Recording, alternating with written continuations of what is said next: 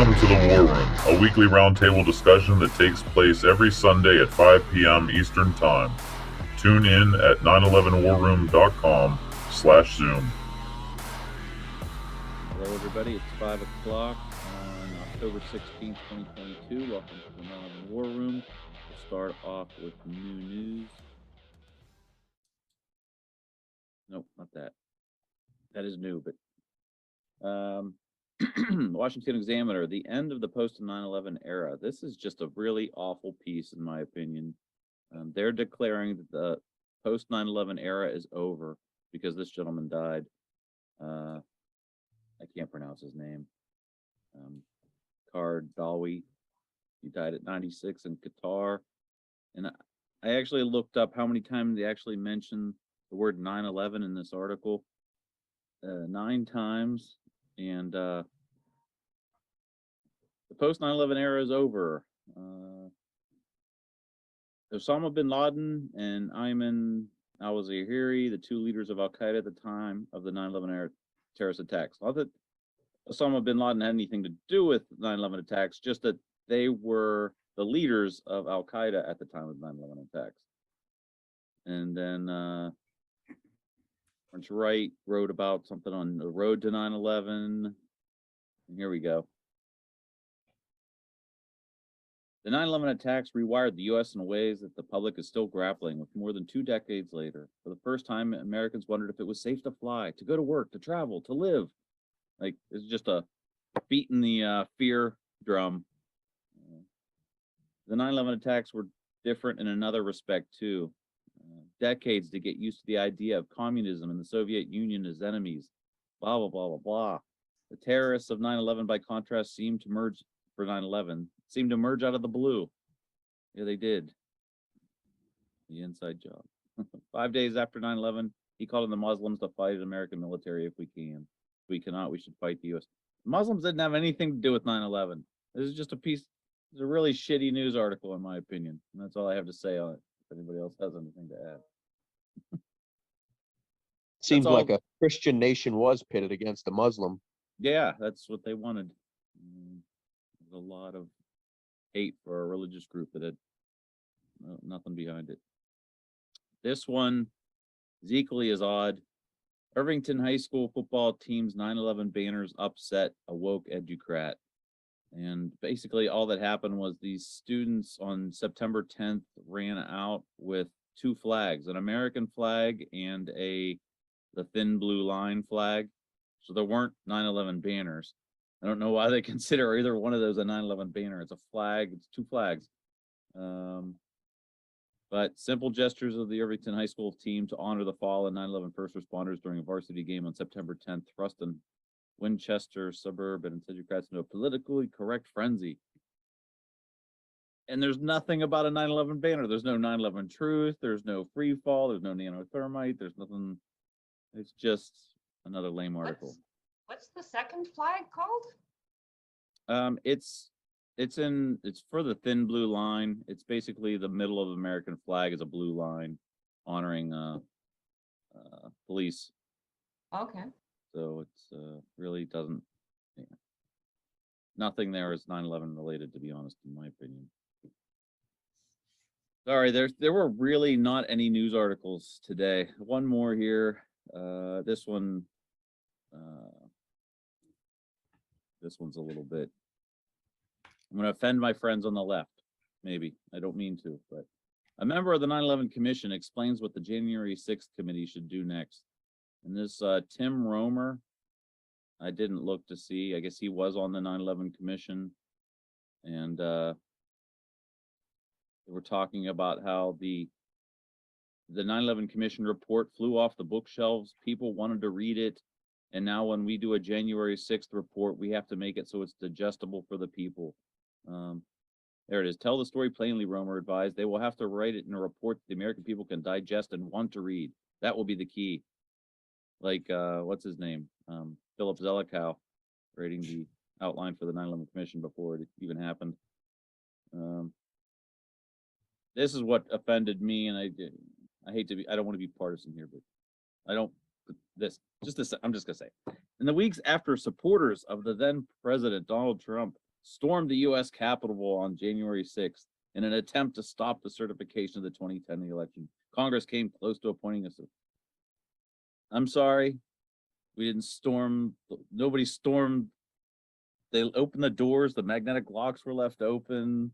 Like, the cops are seen escorting them in. Like, this whole thing is just a charade, and that's all I'm going to say about that. Sorry. And this was something that Al wanted me to share. The Massachusetts Peace Action, which I think is an excellent group. Anti-war, definitely. I'm for anti. I don't know who's not for anti-war. I don't know why certain political groups get lumped into that, but I think it's on either side of the issue. You have your war hawks, and they just want to make money for the military-industrial complex. But I don't know if you want to add anything else about this group, Al. Yeah, well, I have a whole agenda tonight, so I don't know if you want to. All right, right on. All right, we'll hold that. You want me to start? Let's hold off just a little bit more on Okay. that, because I did. This will literally, when I go to look up news, I just go to Google News, look up the last 7 days, and there's usually a list of like 30, 40 things. Oh, now it's loading. It didn't load for me. I thought there were only like 8 things. I'm like, what happened here? And now all of a sudden, so there might be more, but I got to move on. And I don't hit every news item because we really don't need to know 20 years ago, Bon Jovi grapples with 9/11 on Bounce. You know what that's about. A lot of them are like football scores and stuff like that, but it takes a while to go through. So that's new news. Does anyone else have new 9/11 news that they're aware of? Are you planning on talking about your graffiti? I guess I could. I was going to comment on the very first item that you had up there. Please do. Now, on a couple of occasions in public events, I've voiced to the audience that Muslims are not responsible for 9/11 if you delve into the truth of WTC 7, or at least I expressed some reason for my position that Muslims as a terrorist group of a whole civilization against the West is not true. And in those instances, it was well received by a couple of Muslims in the group. One gentleman at one occasion came up and thanked me for saying, that it needs to be audited at least. I'm going back in memory, so it's a bit sketchy.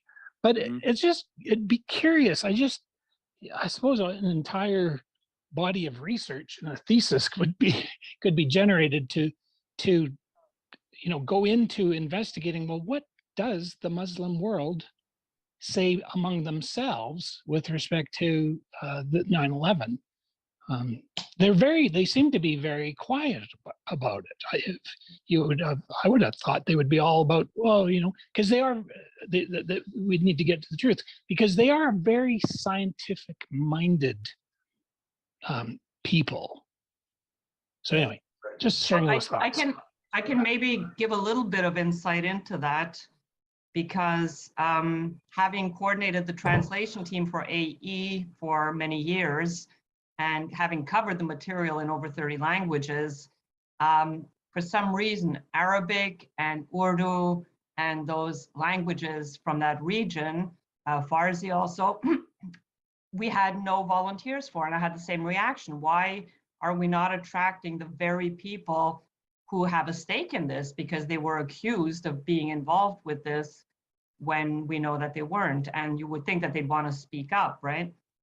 And in my neck of the woods, I work with a lot of Muslims, and I know a lot of them. And I asked them straight up, and the answer that I was given, and that's just my little, my little backyard, and that maybe you can't extrapolate from that. But what they're telling me is that in their view, the Israelis are behind it, And if they point the fingers at the Israelis, that's just asking for trouble, because it's going to seem like a deflection, and it's going to seem like an accusation that they can't back up, and it's going to not help their cause at all. So they would just rather be quiet. They all know what happened. They all feel like, yeah, they've been, presented as the bad guys, but they don't feel that they have a leg to stand on to be vocal about it. And I don't know, maybe that's part of it. Well, thank you, Sandra. It's also fear. I have worked with a Muslim activist here in Worcester, and she's original Muslim from India. So she's not part of any jihadist or anything like that, which was created by our military industrial complex. Anyway, I could get into that, but it's fear, because the oppression of Muslims in this country following 9/11 was quite intense. They were all under surveillance, and they just wanted to stay under the radar.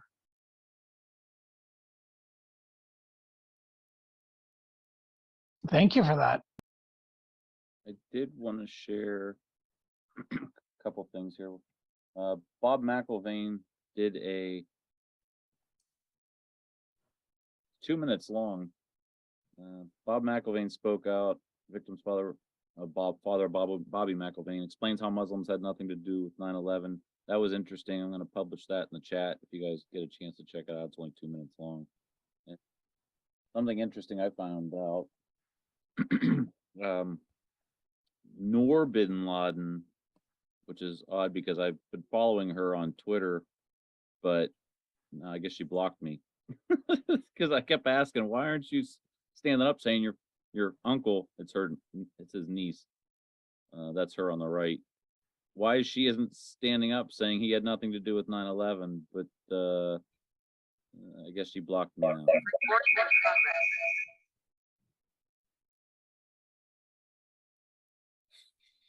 But Who's? I don't know. What was the nutshell of what she told you in terms of her answer? Do you remember? No, she didn't reply to me at all. Oh, she didn't reply. Okay. I very graciously said, hey, I didn't beat her over the head with it. I just said, hey, I understand you're related to Osama bin Laden. There's never been any evidence showing he had anything to do with 9/11. Why don't you speak out on it? Kind of repeated that in various ways through a course of like 6 months, and now I just noticed they're trying to bring her up that, oh, I don't have her tag anymore available, so evidently she decided to boo-foo me. Oh well. Thank you for that, everybody. Yeah, on that same topic, I'll just quick finish with everybody. That's what they've said already is, of course, part of it, but I also think the aspect of some of these people, some of them, is that they're proud of it, the myth, and therefore it's best to keep the myth alive for their own ego. These Muslims that they've never have liked America, at least in my lifetime, and there's a certain segment that's part of that, and there's also what's also part of our problem here in the United States and our public is this what's called the Kitty Genovese syndrome. And I don't know if anybody's aware, but Kitty Genovese was murdered in 1964 in Kew Gardens here in Brooklyn. And but there was a huge group of bystanders that were watching the murder take place, and it took place over like a 2-hour period in the middle of the night in a very nice kind of quiet neighborhood in Brooklyn. And the neighbors all were looking out the window, and they were seeing this guy, and he was, kind of slowly kind of murdering this woman. He was beating her, and Kitty Genovese. So it became a big study in police psychology and criminal psychology as to why the people didn't speak up. They didn't call the police in time, and they didn't speak up afterwards much. And it's called they labeled it finally the bystander syndrome, which is that you see other people watching the crime in other nations, for example, and other people watching 9/11, the crime, and they kind of feel like they want to put, they would feel safer if the responsibility were taken by the other people around them. which they expect would happen. They kind of expect, well, somebody's going to speak up, Mhm. and somebody's going to call the police. But it doesn't always necessarily happen that way. Sometimes everybody decides somebody else is going to do the work and nobody does anything about it. Thank you for that. And on that note, I like to bang the gong on the street. So I am trying to do something about it. And this is my latest. I finally got the guts to go out and graffiti something, but no alarm bells. I didn't do anything illegal. This is a legal wall in Pittsburgh that you're allowed to in Bloomfield. And I talked to a graffiti artist and said, yeah, you can go there and do whatever you want. And when I arrived at the location, there was a graffiti artist sitting. I said, I don't want to be disrespectful to anybody else's work. Where can I paint? He goes, dude, you can paint anywhere you want to. Nobody gives a shit. I picked a nice segment of the wall. I did also. Except over that name, right? That name that was of the person who had died? Is that what you said? Oh, yes. Yeah, there is a location. Let's see if I can find it here. Danny Devine. And I don't think I have it there. No, you had it in the video, not in the pictures, I think. So let me just skip ahead real quick. So this is actually a big intersection in Pittsburgh and Bloomfield. This is the Bloomfield Bridge. This is a huge intersection. It gets a lot of foot traffic. And it's called the Trace Wall. And this gentleman, all along the top here, his name was Danny Devine. He passed away, and he said no one's allowed to paint up there. So in reality, no one's allowed to paint on this entire end, which is where the visibility would be from the bridge. But you know, hey, my first time, I didn't want to have to. I'm just happy to put something up on a wall. So. Well, it reminds me at the University of Calgary, they have this big boulder. It's huge, you know, it's as tall as a man or a woman, and they're free to paint it. You can put whatever you want. Paint. It's got probably thousands of layers of paint on it. So anyway, I'm just thinking there probably are places in every city where you can actually legally paint something if you're so inclined. I also got the chance to wheat paste. If anybody's ever heard of wheat pasting, you just take 1 part flour to 4 parts water, mix it up real good, and it acts like a glue. So I got to put up my new Mona Lisa wearing a 7 Didn't Blow Itself Up shirt and a couple other things.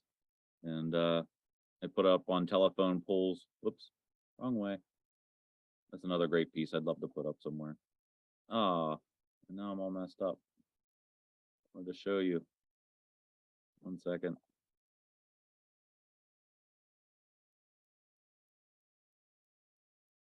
Put it up there, further down the alley. Put it there on another section of the alley wall and on both sides of this telephone pole.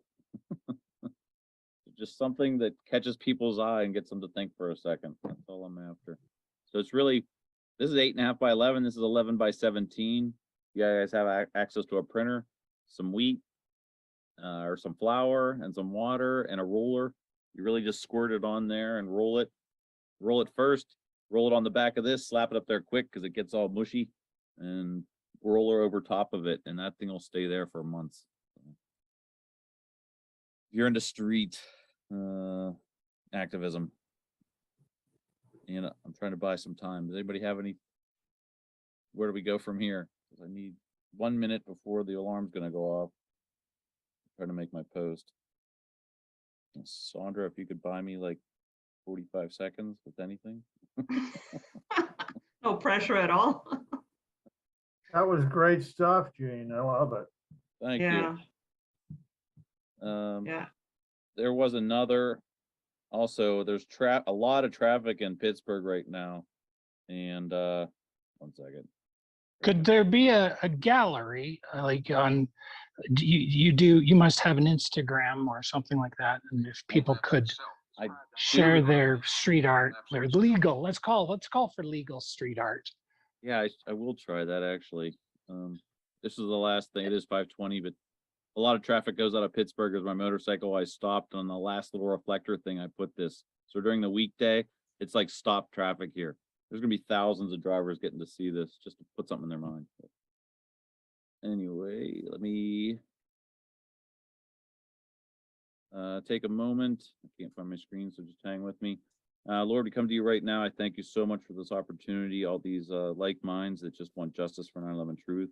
We pray that you continue to work in the hearts and minds of those that we speak to, that they would hear these truths, that we could see justice in our lifetime, but ultimately we know justice is coming on this side of eternity or the next. Thank you for all these things in your name. Amen. Thank you. There even could be an annual, Street Art of the Year award. Right? Just to create, because people have that artistic drive to color and design, and why not make a competition out of it? Legal street art annual. I have to come up with a cool name for it. I don't think I shared it last time. I was talking about it. I don't think I had it shared though. There's my motorcycle, just these little reflectors on the top of a Jersey barrier. And a lot of people are going to see that. How tall is that? This is my sticker is 6 inches by 4 inches. It's on the top of a Jersey barrier. So it's like, yeah. My sticker is 6 by 4. It's a pretty big sticker. How long is that gonna stay there? I don't know. Every day I'll go past it, so I'll find out. I can't, the only people that could take it down, I think, would be a construction worker working on the road here. But this road is probably going to take right behind this picture. They're going to be there for another few weeks. So I'm hoping I can get some eyes on it. And there's no URL or anything on it, but it's everybody going, whoa, what's it mean 9/11 WTF squared? And it's just a catchy, see Einstein with his tongue out, and just something to get them to think. That's all. You should almost maybe buy the URL for 9/11 WTC7 squared. I don't know if it's possible with the square, and lead it to the WarRoom or lead it to truth911.org or something like that. Yeah, I did. 911wtf.com goes to the WarRoom, I think. Yeah, it does. I bought it. All right, let's open it up. So Al has some things he would like to share, and then we'll go from there. So Al, Yeah, so we've had a busy week. Sue and myself and Lorenzo went to the Smedley Butler Brigade meeting in Somerville in the Boston area, and met with them. These are they're part of the Veterans for Peace local chapter. And it was very instructive, for me personally, but I overall, I would say we were well received. We identified at the end as 9/11 truthers, and they're going through the same issues that everybody seems to go through, and that's that their numbers are thinning, and it's hard to get people to actually go out on the street. And so they were anxious to see us, and that we had shown up. And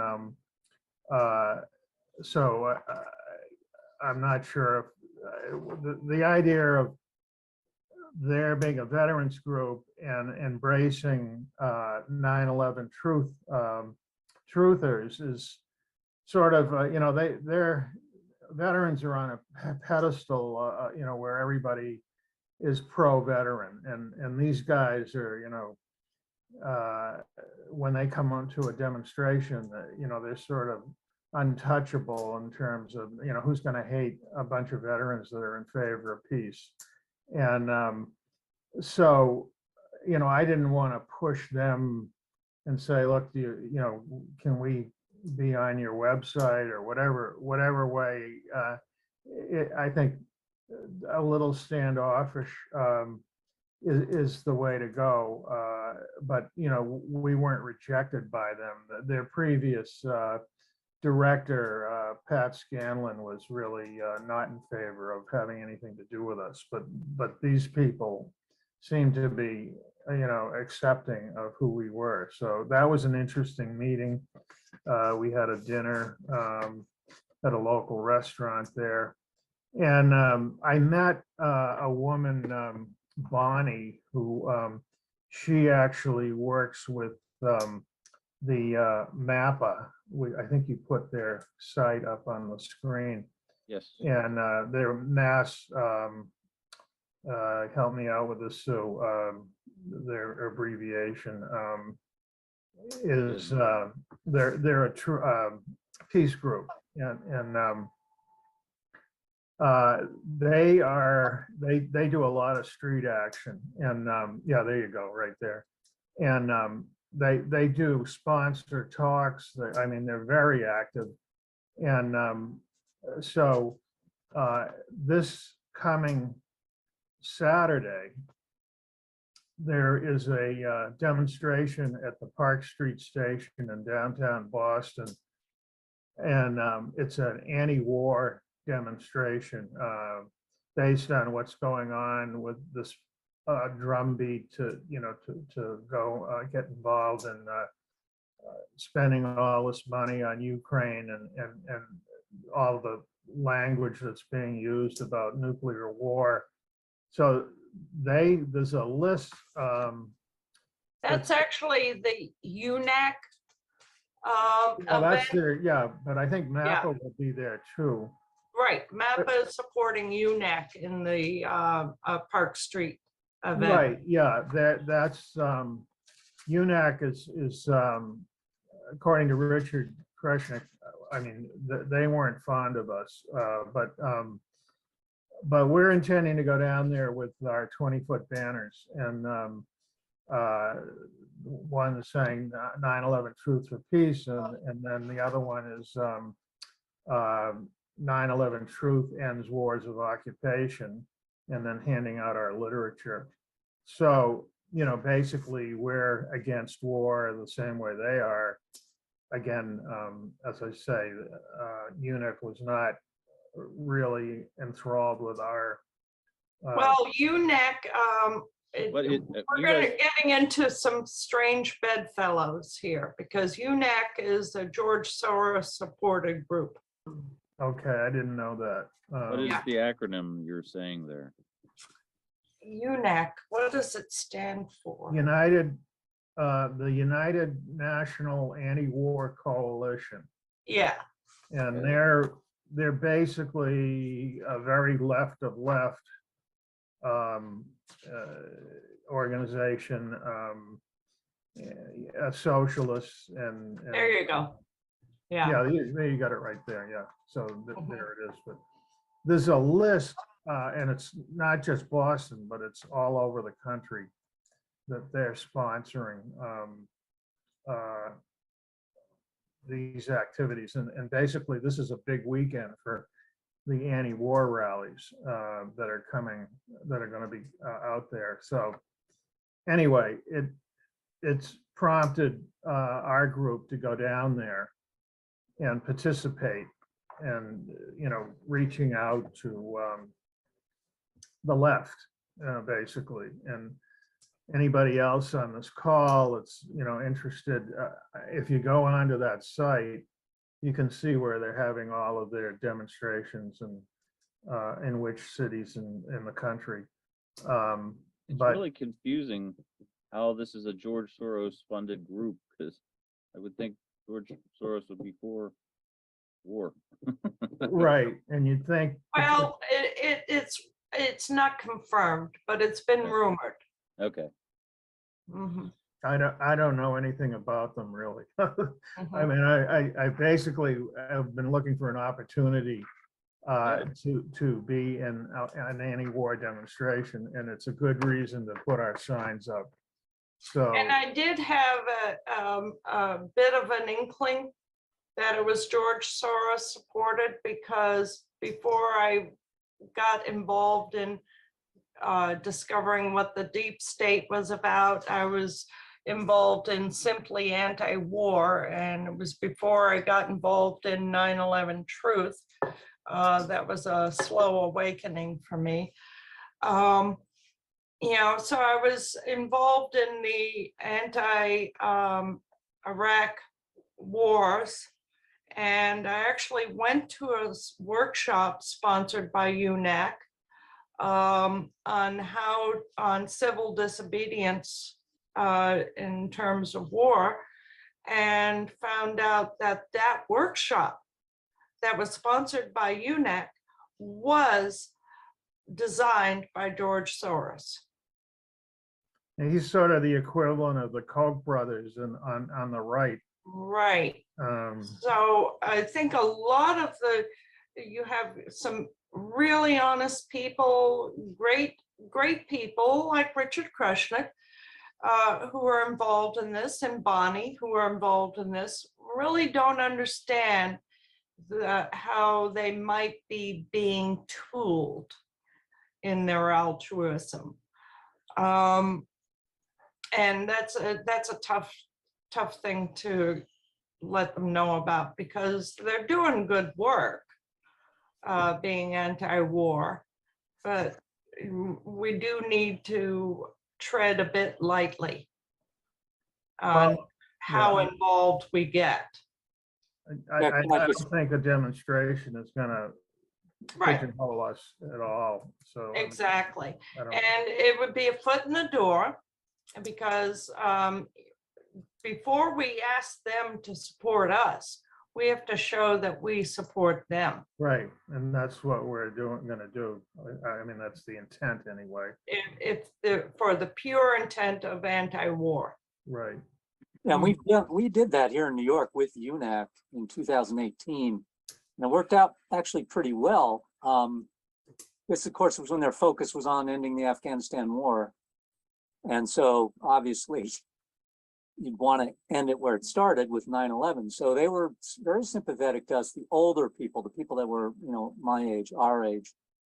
The only ones that were not so sympathetic were they have a very young kind of offshoot to UNAC group of self-admitted communists.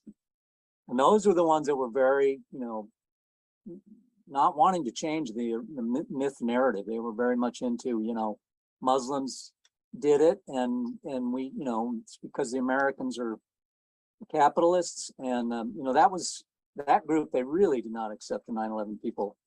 And, but the older, that was again a splinter group. And again, I'm sure Soros, like the Koch group, is infiltrating however they can that movement to manipulate it. And but that said, you know, there's no denying that truthers have a place at the table here. So they did accept us. There was myself, Sander Hicks, a couple of Irving Lee. There were a few 9/11 people. Again, we were allowed to speak at their meetings, with the exception of the younger group. I went to the splinter group meeting, and I spoke there, but they were really against having anything to do with 9/11. So, and their big focus of that meeting was, how do we end the Afghanistan war? So I was kind of like, well, okay, you don't want to deal with the beginning of it, then go ahead. But anyway, so I think it's worth it. I'll look at the list. They sent me that email, and I know a lot of those people there. So I'll see what they're doing here in New York next week. Yeah, it would be great to know. Yeah. They're billing it as back to the streets, say no to US wars, more than 60 actions planned, join us, stop Washington's war moves towards Russia and China, stop endless wars, Iraq, Syria, Yemen, Somalia, Palestine, everywhere. Join us October 15th through the 23rd. And also they talk about Julian Assange. They've got a few other things going on. That's too. Right. Julian Assange is part of And it. I'm sure this Iranian women's protest will be on the agenda as well for them, because it's In heated that, up. in that email that went out, I mean, if you go to their site, it's UNAC at list.riseup.net. They list all the demonstrations and what, you know, who's going to be there and what, you know, various subjects they're concerned about. But anyway, that's what we've got planned. I did want to mention a couple of other things, Gene. I don't know if I'm talking too much, but Nope, you're good. keep going. I was listening to an interesting uh, Kevin Barrett and his No Lies Radio, but which is no longer. But he had Jim Fetzer return from the dead. I don't know if any of you guys know who Jim Fetzer is, but he was on Veterans Today, and a lot of people got turned off to him. But they brought up an interesting subject, I thought, and it was the Case Sunstein cognitive infiltration, which he spoke about. We had gone to many, many years ago at Harvard Square at the Harvard bookstore. He had just put out a book, and a lot of our members went and challenged him because of his wanting to infiltrate 9/11 groups. And what I thought was interesting and what he came up and talked about in that the recent in his recent show was Alex Jones, he feels, is like a crisis actor, and that basically everything that's gone on, all of the Sandy Hook through all of the Charlie Hebdo or whatever it was called, all of these mass shootings were part of a way of bringing discredit to legitimate groups like 9/11 Truth, and that it's by association, the more outlandish claims that they can make. And if you've noticed that this whole Alex Jones story, $1 billion in reparations to the people in Connecticut, the Sandy Hook. It's gotten huge. Every time you turn on NPR or any of these mainstream media stations, they talk how like, haha, we finally got Alex Jones, and they mention 9/11 as being part of these wild, crazy conspiracy theories, and it's a wonderful. And my point is that Case Sunstein, this is exactly the playbook that he talked about, and how to infiltrate and then bring out some truth, and yet turn everybody, make everybody look like fools, and that so the public decides, oh yeah, those are the crazies out there. And so I thought it was an interesting conversation. I hadn't really thought about it, in those terms, but it makes sense. I mean, the idea that Alex Jones is going to pay $1 billion, in itself, and the fact that if you look at the court case, this is what Fetzer was talking about. There was no discovery. There was, no evidence was put forth. They just, basically decided he was guilty, and there was no defense. And so it makes perfect sense that Alex Jones might in fact be part of the whole scam they're running. And I don't know that. I mean, you get really into the weeds here, and you start accusing everybody of everything, but it's just something to think about. And so the idea of throwing out the baby with the bathwater, sort of makes sense to me, that a lot of this stuff is really fictitious, and it allows the media to just dismiss everything. Oh well, that's all those conspiracy nuts out there. Anyway, enough of that. I did want to add that with the conversation from last week, you talked about a 9/11 store, And our Boston 9/11 group is very interested in that.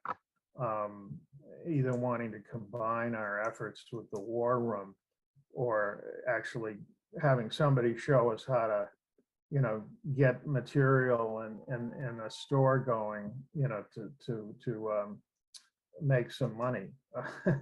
So I leave that in your court, Gene, if you, if you feel like you want to get involved or not, but you don't have to talk to me right now on that. No, real quick, I did talk to my dad because he started a couple businesses, and I really love if I was to sell merchandise to tag it with the 9/11 Truth Movement Incorporated. But he's explaining to me that being incorporated, yeah, that sounds like a nice name, but there's a whole lot more involved with having a corporation. So I was wondering, is it possible to have the name the 9/11 Truth Movement Incorporated, comma LLC? Like it's just the name. You're not, you know what I'm trying to do there. But I don't know if they'll allow me to legally do that.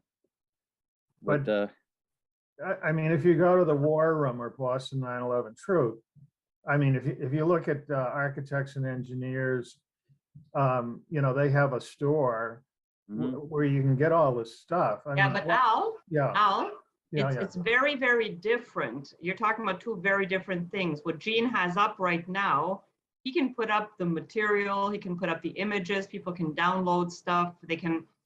Right now, the way he's selling it is just basically send me an email of what you want, send me the payment, and I'll put it in the mailbox and send it to you. That versus actually having a store where you can actually have like your basket and credit card transactions and Right. do it all on. That is, I had that at one point, and I paid someone to set it up for me, and maybe it's not as complex as it used to be. But there are logistics to that hang on, that can be Joseph wants to say overwhelming. something. Joseph, please say something. It looks like you want to say something. No, you're just listening. Okay. No, I keep myself mute because I'm talking back at all of you, for goodness sake, and you don't want to hear that. No. Okay. No, I'm listening, and sure, when it's my turn, thank you. Give me a chance. All right. Thank you, sir. I'm all ears. I'd love to have somebody help us with this. Well, there is Cafe Press. I haven't used that in years, but it's Yeah. pretty simple, the way it Or, used to be. a place that you might want to consider is Etsy. Because it is all handmade. It is, personal creations. It's not like we're selling items off of Walmart or anything like that. So Etsy might be a really good way to go. I'll take a What look. is it called? Etsy. Etsy.com. It's normally for handmade materials. That's where I sell my astrology cards. But you can anything that you make yourself, and it's all regulated. It takes care of like shipping and taxes and all of that stuff. So if you wanted to write on that. Sorry? ESTY? ETSY. ETSY? Yeah, I'm working on trying to start up here another GoFundMe type of thing. But there's a new operation called Open Collective. And I put the link in the chat. But Open Collective it seems like a more sophisticated, and it's a much more open, censorship-free website where they manage and administrate all your different types of activism. In other words, it could be the Lawyers Committee, Architects and Engineers, Richard Gage, our merchandise. You can combine a larger world of products and services and groups will be funded through one or a variety of bank accounts, and they manage all that. And I think their fee structure is a lot better than the GoFundMe. So I'm looking into that one to start something up where people can get involved in a variety of different things, whichever thing they want to get involved with, whether it be to buy T-shirts or to do street activism or to fund the Lawyers Committee or to fund the architects. It can all go through one portal then and be accounted for. And I know Susan had a problem with, it was the people from the original 9/11 activism group, the guy ran off with the money. What was his name again? We Are Bukowski? Change. We Are Change. No, it was Mike Gravel. Mike Ravel and Oh. the 9/11 Commission. Yeah. So Uh, apparently this open collective can prevent that type of thing from happening. Right. Well, it'd be so much easier than having to go ask Gene for how do I get the T-shirt or how do I get a coffee mug or, I mean. Well, it still would be nice for Jean to share, well, we can just copy, right, from your site, some of your designs. Yeah. But you would have to Your need, permission.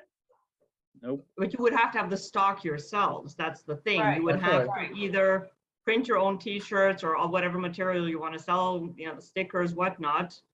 And then Well, have, through Etsy, if we can have share some of your designs to help Boston 9/11 Truth with your permission, but maybe Yeah. that's an offline discussion. No, it's all, whatever we can do to get 9/11 truth out in the hearts and minds of people. Okay. well, the designs are one thing, but if you're talking about the actual, like, somebody has to send it out. Somebody has to Right. put it in Well, the that's package. why I was thinking of the model of Cafe Press. All you need to do is load up the design and pick what product you want that printed on, and then send out the link Yep. to your supporters, Oh, and Cafe is the same way. Just makes it and sends it out. Yep. And you get a cut. gotcha. Yeah. You can even choose the way it used to work. I haven't done it in years with Cafe Press. You could even choose your markup and how much you want to mark it up from the production cost. Gotcha. Yeah. There's a couple places like that, but yeah, we'll all start digging into that. If anybody finds Yeah. anything, let's report back Yeah. next week. Yeah. All right. But you have to be active with the site to make sure that you get your money, because you don't automatically get your money, and it's sort of like PayPal. It has to build up and then you transfer it.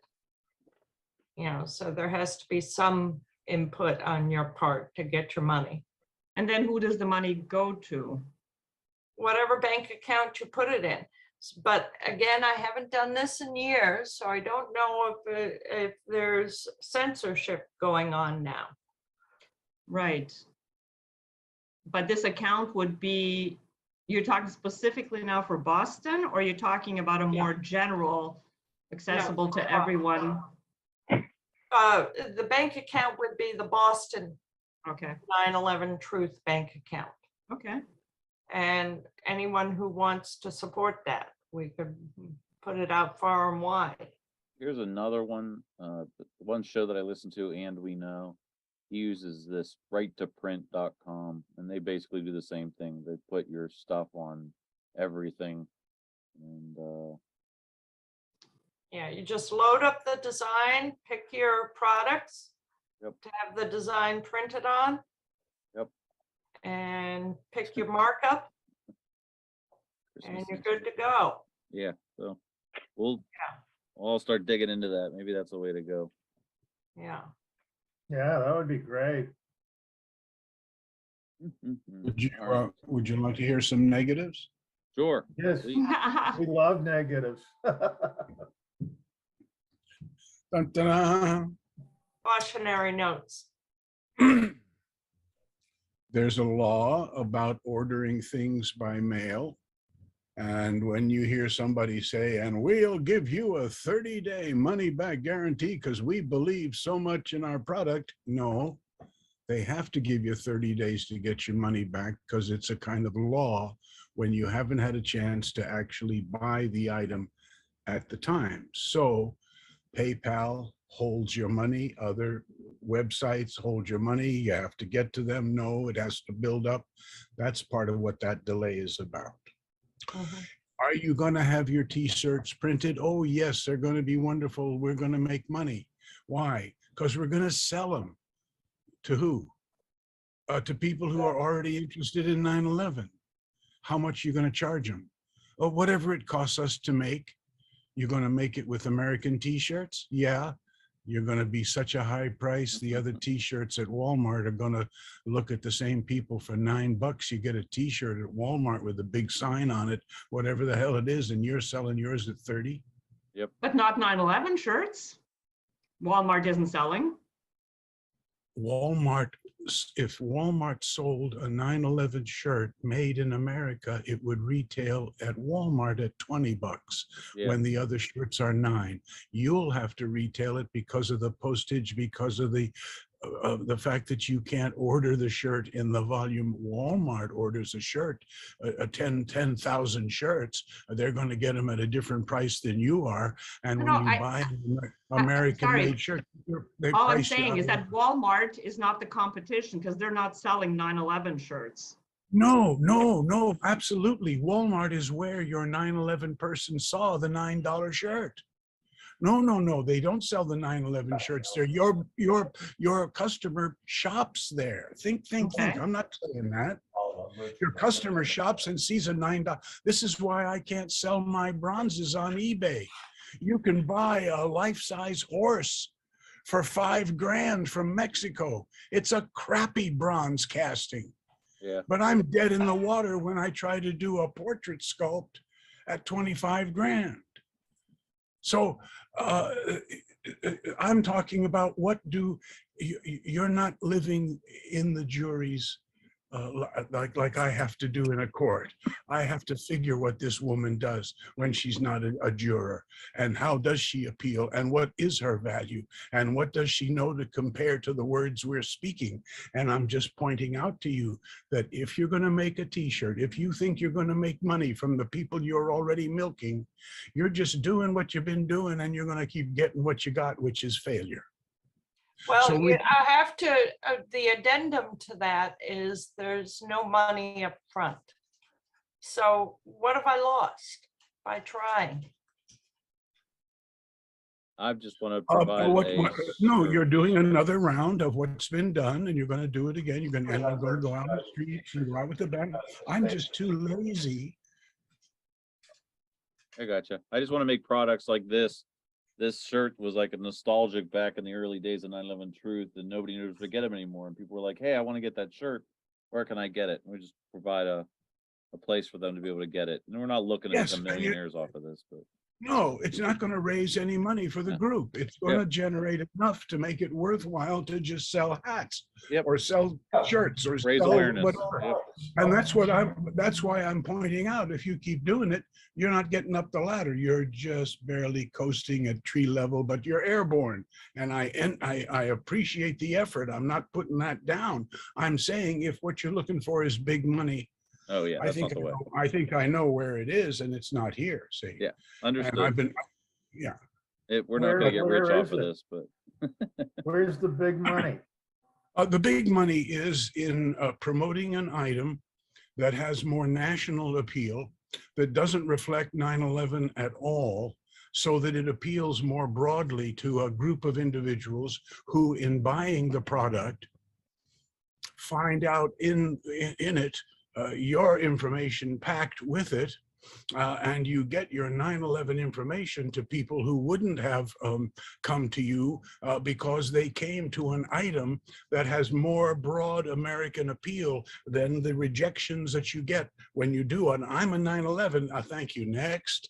You don't sell 9/11 to these people. You hook these people into a much broader scope that once you've sold them this product, you get their names, you get their emails, you've got a broader group, and they've already given you 2/3 of the cost in addition to twice, the profit is twice the cost of the item. So you make money, you reach another group, you've got a larger base to talk to, and you're doing something different, and you don't do it under 9/11. You're not going to make it under 9/11. I don't think you people have realized 20 years have gone by. You'd think by now Richard Gage would realize this is not how to make it, Richard. I tried to tell him in 2009. when we were sleeping together, we'll talk about that. He was on his futon and I was on mine, but we were in the same room talking at night. And I was trying to say to him then, Richard, look how long it's gone. We're still doing the same thing. I've got some ideas that are a little off base, and I'd like to present them to the board or whatever. No, Joe, there's no need for you to do that. You have to tell me. Well, I think there's things that I already didn't want to tell him because I saw how he accepted information from the translator and from other people. And I wanted to just give me a bigger audience and I'll divulge my ideas because this is intellectual property. I'm not going to tell you what my idea is over a Zoom meeting. Yeah, I would I'm think, sorry. no, I'm the sorry. purpose of this would not, we're not gonna become millionaires over this. This was just Well, basically. but no, the T-shirts are to do Yeah. what you said, to give to, it's an antique, we reproduce it, and Yeah. that strengthens the base. Yes, that's all. Yep. Raises awareness, strengthens the base. Yep, thank you. What I'm talking about gets you Yeah. the money to go to the Yeah. Supreme Court. And I can't get Mick to answer my phone calls, so I'm going the hell with it. I did write to Mick and Richard about that. I That don't, was- so I guess you didn't hear from them? See, my interrogation of you was buried in my statement. Mick hasn't called me back. Will she say she's called? Will she tell me she's connected with it? You could have just Will she asked. please? No, that would be, I'm so pushy.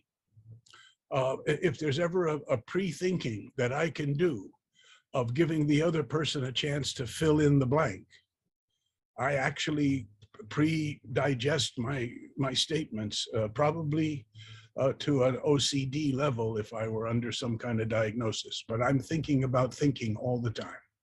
And so I Alright. wanted to be, and I was looking for the support. I wasn't going to let you know that I had kind of thought of you ahead of time and wondered if you were going to think of me. See, and That that's sounds all. very complicated. A question Yes. would have Yes. been a lot easier. Absolutely. I wish I could think like you do. I wish I could. We're gonna go to Mike and Ray next, but real quick, my son had an idea. He said, Dad, why don't you put this, Thank you. why don't- yep, thanks, Joe. But Adam, my son said, why don't you put this up on eBay and sell it for $1,000 as a print? There might be some rich person go, yeah, I'll buy that. And yeah. Doesn't hurt to ask, to No. try. Or If the you big- slap Supreme on it, it might work. Right. Well, Mikey aren't Perazzo. they doing it with non-fungible NFTs? What are they? Couldn't Yeah. you make one out of this? I was gonna say that there too. So that Bitcoin or non-fungible tokens or whatever that is. Yeah, do it. Try that too and see if it goes. Yeah, good point. Go ahead, Mikey. Oh, you're muted or something. You're not muted, but I'm not hearing you. Nope. We'll go to Ray and we'll come back to you while you try to. There, no, How about now? there you go. Yep. Okay. Okay. So hi, Joe. I've never met you before, but you're very intelligent. I like you already. So one thing that Joe said that I really like is that he said like you have to like fly in under like something else other than 9/11, which is brilliant. Kind of like how when like Papa did that thing up in Boston, like if they would have said they were 9/11 people, they wouldn't have even been allowed in the building. But since they went under that like, false flag or however you want to call it, it all like panned out. You know what I mean? Trojan horse. Yeah, Trojan horse, exactly. So like what Joe said is like spot on. And I like what Gene said about selling that painting as a print. The Mona Lisa, I think that's what they call it. Yeah, I think that would be wise. I was thinking, I don't know what the stance of the My Pillow guy is, but maybe like flying in under his My Pillow because a lot of people buy that shit, and then like inside there's something related to our thing. You know what I mean? Like I know that would take a lot of legwork to convince the My Pillow guy, but he already hates the government because he got raided along with Trump allegedly. So maybe that's something that could actually happen. And I wouldn't mind putting in the legwork to try and make it happen. My socks we're gonna make 9/11 my socks. 9/11 pillowcases. Yeah. 9/11 Yeah. So, pillowcases. or yeah, the investigate 9/11 blanket. All right, we're thinking. Oh, you guys keep thinking about this next week. Oh, and as far as the shirts at a discount rate, I have a really good friend of mine that makes my shirts for my business, and he's a huge investigate 9/11 guy, and he has a t-shirt shop, so he could probably do him like less than like $5 a shirt. Wow. Yeah, so I can get Gildan is the shirt company that I would go through, and I think they're about $3 to $5 a piece, and then getting the vinyl and all the time getting the vinyl because I have a vinyl printer and everything here. It ends up being like almost $9 a shirt if you factor in your your own personal labor time and everything. So that's why you see shirts go for $20. 'Cause if they're making it for $9, they're getting 100% profit. But if I really wanted to sell shirts for $9.11 a piece, but then I would make absolutely no money at all, and it'd be just, just trying to keep your head above water at that point. All right, thank you, Mikey. Go to Ray and then Ross and Joseph. Okay, hello. I was listening to the t-shirts and how to promote a web shop and this kind of thing. And there's several ways you can do it very low budget by the screen printing. It's the most low budget way to go, and especially if you go white on black, that kind of one color print. It's really easy to do, and I think that's also a thing that where it comes to is that people want to know what they want to put on the shirt, and that's where you can have a shop with all designs that you can just pick a design and pay $1 for the design, and that's how it generates money. So you leave the whole t-shirt out of the business. You just put on the logo, which is sized to various women's shirts or men's XXL shirts, that you don't have a small print on a very big shirt like double XL. You only have this much. If you can give people that, it's like a 3D printer. You have this machine, and the only thing you're printing is actually things from people from all over the world. It's become digital, and I think that's also a way to go. That you Alfred who was looking for a poster or these kind of things. That there's a shop for this kind of information. That it's PDF. It's a file. It's already in a file that is used in a standard printing shop. That you don't have to go. That you just say, I want this on a shirt. That's it. But you don't have to design it yourself. So I think that's a way to go. That it's the MFTs they sell. It's very hype.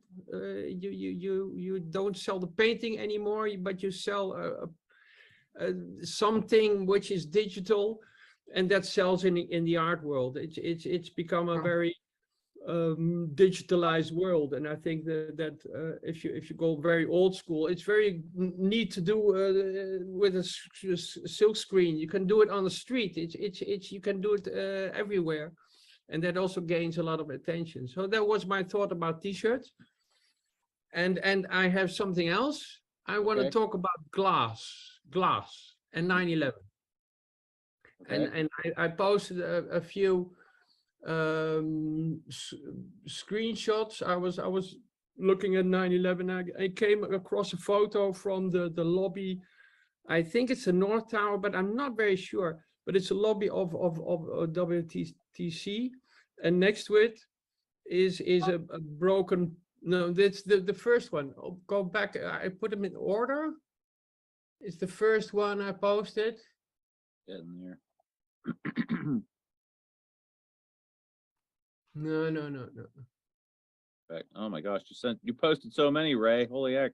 Yeah. But I have a story to tell about glass. It's very fascinating because it kind of led me on a trail of looking at. This is the first photo I came across. That you had the lobby with the flags and the more very nice marble, and it's very clean.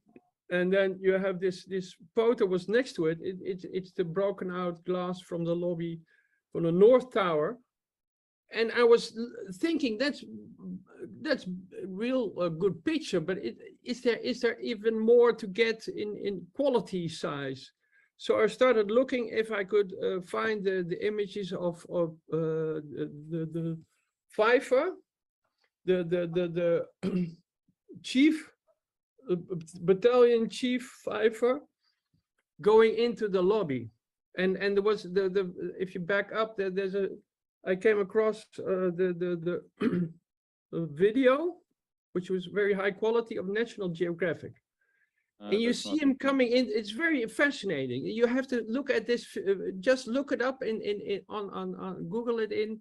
But it's the Pfeiffer is coming to the North Tower in his car, and he has he's looking at the North Tower lobby, and he's amazed what he sees. And if you look through, when you see the movie, when you see the video, you see him looking at that building, and he's sitting in his car, and he's looking at that fucking building with all the windows blown out, and he's really he's silent. He's silent. He goes into the lobby. He's not speaking anymore. And his only goal is to set up the office where he commands. He takes control of this building. Mm-hmm. And the amount of destruction in this lobby is not little. It's massive, massive. These panes are 2 centimeter thick glass on the outside of the lobby, going to where he came in with the car. And the destruction is unbelievable. And you see the smoke. There's a smoke, a haze in the lobby area. There's a haze there. There's no fire, eh? There's no fire. It's very, very clear in this picture. There's no fire. It's only broken glass and the marble, which was broken off the elevator shafts, because they are behind this pillar. Yep. These are the wall. 4 columns behind this wall. Yeah, but the elevator shafts are right Something behind. popped the marble and granite off the wall. Yeah. Yeah, but it came from the elevator shafts. It Yep. came from that side. But you see the glass, and you go further, and you see the thickness of this glass, and the amount of damage what was done in the lobby. And then I started thinking, was this the only glass which was broken in the towers? So then I have you can look at this. Look at this. This is amazing. It's really it's this thick, huh? It was built to withstand hurricanes and you name it. This was not built with a thin glass. This is the North Tower. This is I think this is the east face of the North Tower. On the right hand corner you have the north side where the plane Impact was over here. Yep. Impact was there. But look at how many windows are missing. Right. It's amazing. It's amazing to I started, it's even not to count how many windows are missing on the east face. And then I thought, what is NIST? What is NIST saying about this thing? And this is from a NIST report from the South Tower. There were 433 broken windows on the north, east, and south faces. 433 windows missing. It's mind-boggling to know how many windows broke, because these are I didn't count them, but I believe NIST in this. The building was blown apart. It's amazing that they put it in there, but how do they explain it? How do they get away with it? It's the thing that you leave out you mentioned the breakage of glass in the lobby area, but don't investigate it. Yep. And then the same here, you mention it, it's there, you can read it. And it's fascinating to I think I have one more. That was Printify was the last thing you had there. Okay, that's how I look at 9/11. It's looking at can I get a clear picture of the scene, and that's why I find this movie from Pfeiffer. It's really the explanation why it happened. The glass they say it was the jet fuel, and there was a lot of fire, but there was no fire. So it's not explained. But it's Pfeiffer riding in his car towards the building, and you feel and you see what he sees, and that's it. You know, it's the amazement of destruction. What's happened there?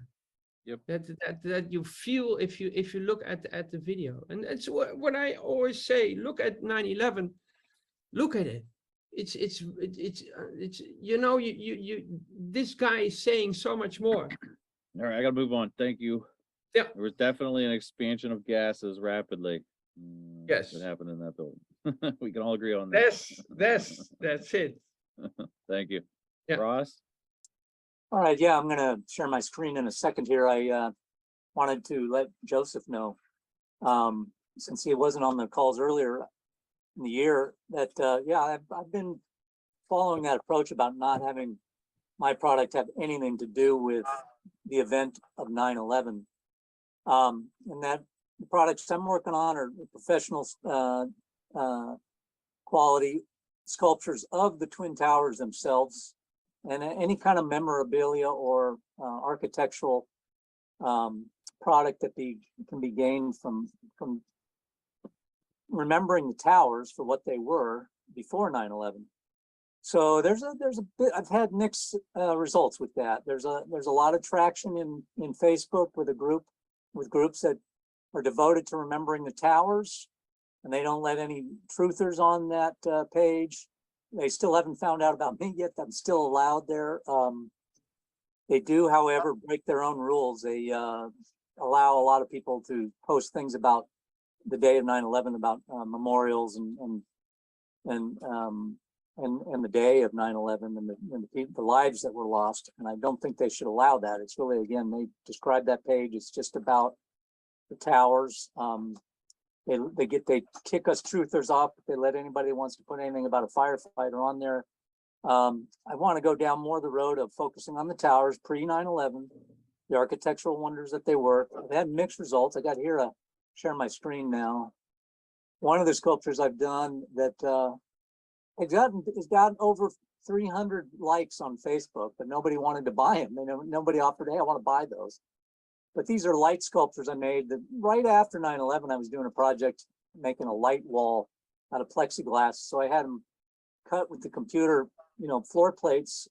Each one of these, there's 110 pieces of plexi symbolizing the floors, obviously. And it really plays with light well. It's obviously a translucent type sculpture, and I put lights in the bottom, and they're about 5 feet tall. They sit next to my couch. Oh, wow. So I've got a lot of those kind of things in smaller scale, larger scale. I'm working, of course, on my GoFundMe page on the fact that the towers would have been perfect vertical gardens and in the future. So I'm trying to build them at a 30-foot tall, at 24-foot tall beehive. The use of the tower now is not as office space for banks, but for farming and agriculture and eco hospital. I like to think of them as. So I'm working on that tack, and again, I had some success. I ran into a couple good authors at a party the other weekend, and very hot, prominent people that were really interested in my idea about the towers being vertical gardens for their kind of fiction nature books that they do. And but then once I sent them materials that spoke about 9/11, I haven't heard a word back since from them after that. So everybody's kind of like, there is this stigma still with towers, and even the towers, even if you want to separate them from the day of 9/11, there is a definite stigma. everyone who wants to bring it back to, or it does come back to them in their head about this day 9/11 still. So I don't know when that's going to thaw, but I'm working on it. And also here's another picture Gene might like. I think you see, are you seeing this picture of the floor core, standard floor? Maybe I need to share my screen again. I'm still seeing the plexiglass. Oh, okay. It says the screen share stopped. Okay, hold on. Share screen again. This one. I think this is a great photograph. Is that, Oh, is that coming up? yeah. Yeah. So here you're looking at the explosive ray. This is the bomb. Well, So it's either in the ceiling or it's in the floor or both. yeah. I don't think This it's in is the core. from which tower is this one? Not It's sure the, which tower the picture's taken from, but it's one of the typical. the light is coming from the right. Yeah, can you Oh. share this photo? Because this is Yeah. I never want seen it this too. one. All right, Yeah. good. I knew I was gonna keep. I was gonna copy it. Then no, they're gonna ask for it. And so Yeah. We want it. We I'll want put it, it in. yes. I'll put it in the chat. So for those that don't know, Yeah, it's thank showing you, you the thank you. it's showing you one of the floors and the fireproofing is what Yeah, Yeah. amazing. And the covered and the all the bar concrete. joists. Yeah. And it gives you a sense of the scale of these Yeah. buildings, which people Yeah, lose it's track of. Yeah. but there was a lot of what I read is a lot of these walls you see are only till the a certain height, then are built to all the way to the upper floors. Yeah. And only the staircases were built to the upper floors, and because there was a ceiling in they didn't have to go all the way up, and for fire protection it was not necessary to do it that way. But these inner walls are rated for around the elevators and rated for 2 hours fireproof. Yeah, and they put two, and there's a ridiculous comment that I read this week about that, where they say, well, yeah, they had to get the fire rating up on the core, so they used 2 layers of drywall, which does give you a 2-hour rating, a higher rating for fire. They had to use 2 layers of drywall in the core construction, and therefore that's why there was so much dust, which is obviously ridiculous. I mean, that's somebody that wasn't actually there on site. There was a lot more dust than you can see here that the core drywall would have produced even with 2 layers. The dust was from the floors. I heard someone say that we're not allowed to call it dust, but powder. Yeah. What do you think about powder? Is it powder? I don't know. Maybe you heard that from me because I always like to say powderized powder. Or maybe you did hear that from me.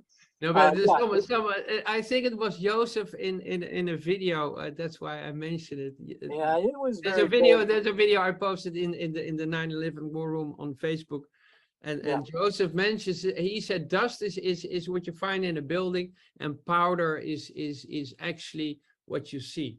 Yeah, it was powder. And yeah, it's talcum powder. It's not talcum dust. So I think powder is better. And it was concrete mainly. It was mainly concrete and. I think if the concrete went, the fireproofing went at the same time.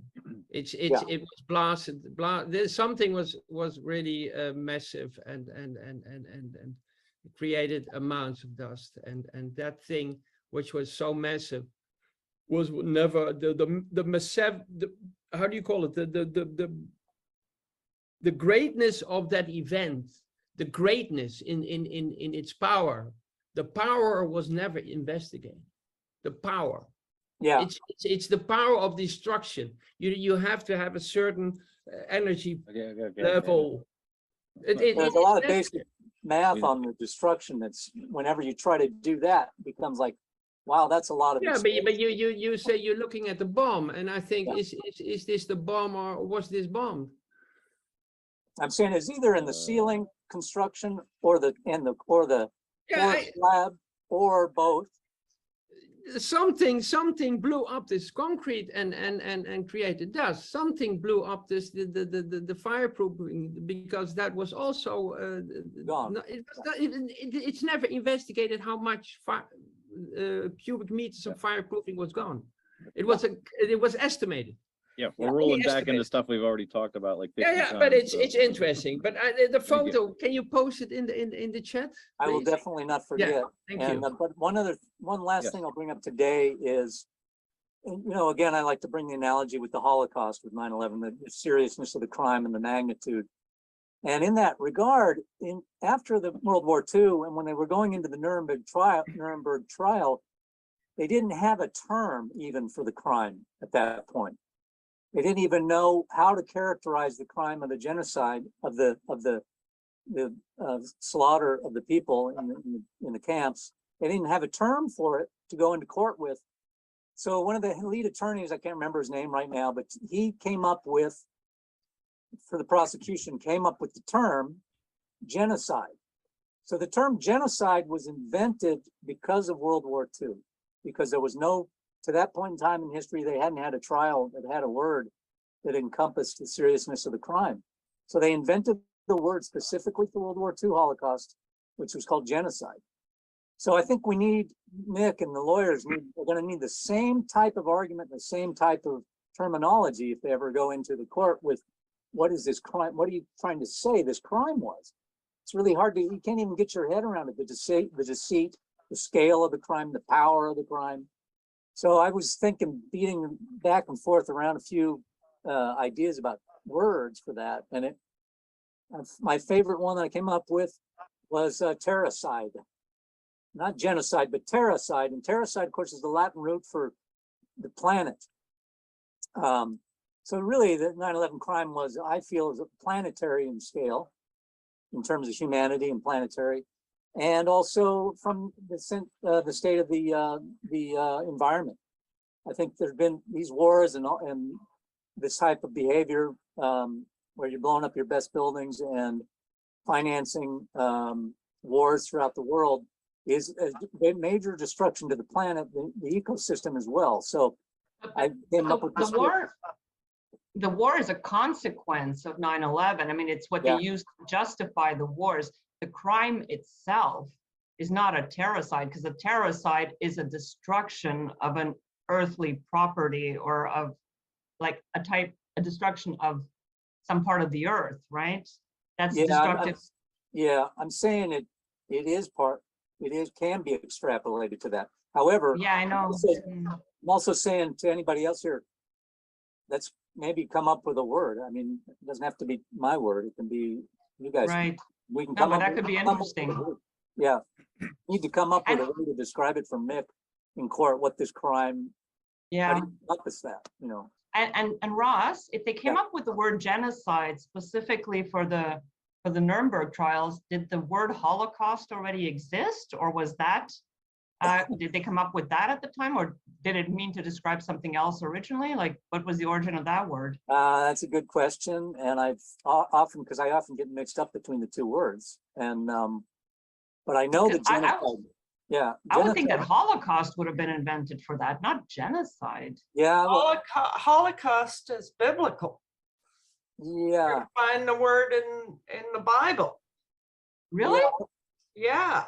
Well, you know, don't quote me. I took it from the genocide. I took from a Ken Burns documentary on the Holocaust. So that could be misinformation. But well, we're now getting into the weeds because originally you said the word genocide, not the word Holocaust. No. Well, genocide. No, it's genocide. It's genocide that was in this documentary. Not and Holocaust. that's surprising to me. I thought, because when I've looked up genocides before, like the Armenian genocide, that's pre World War II.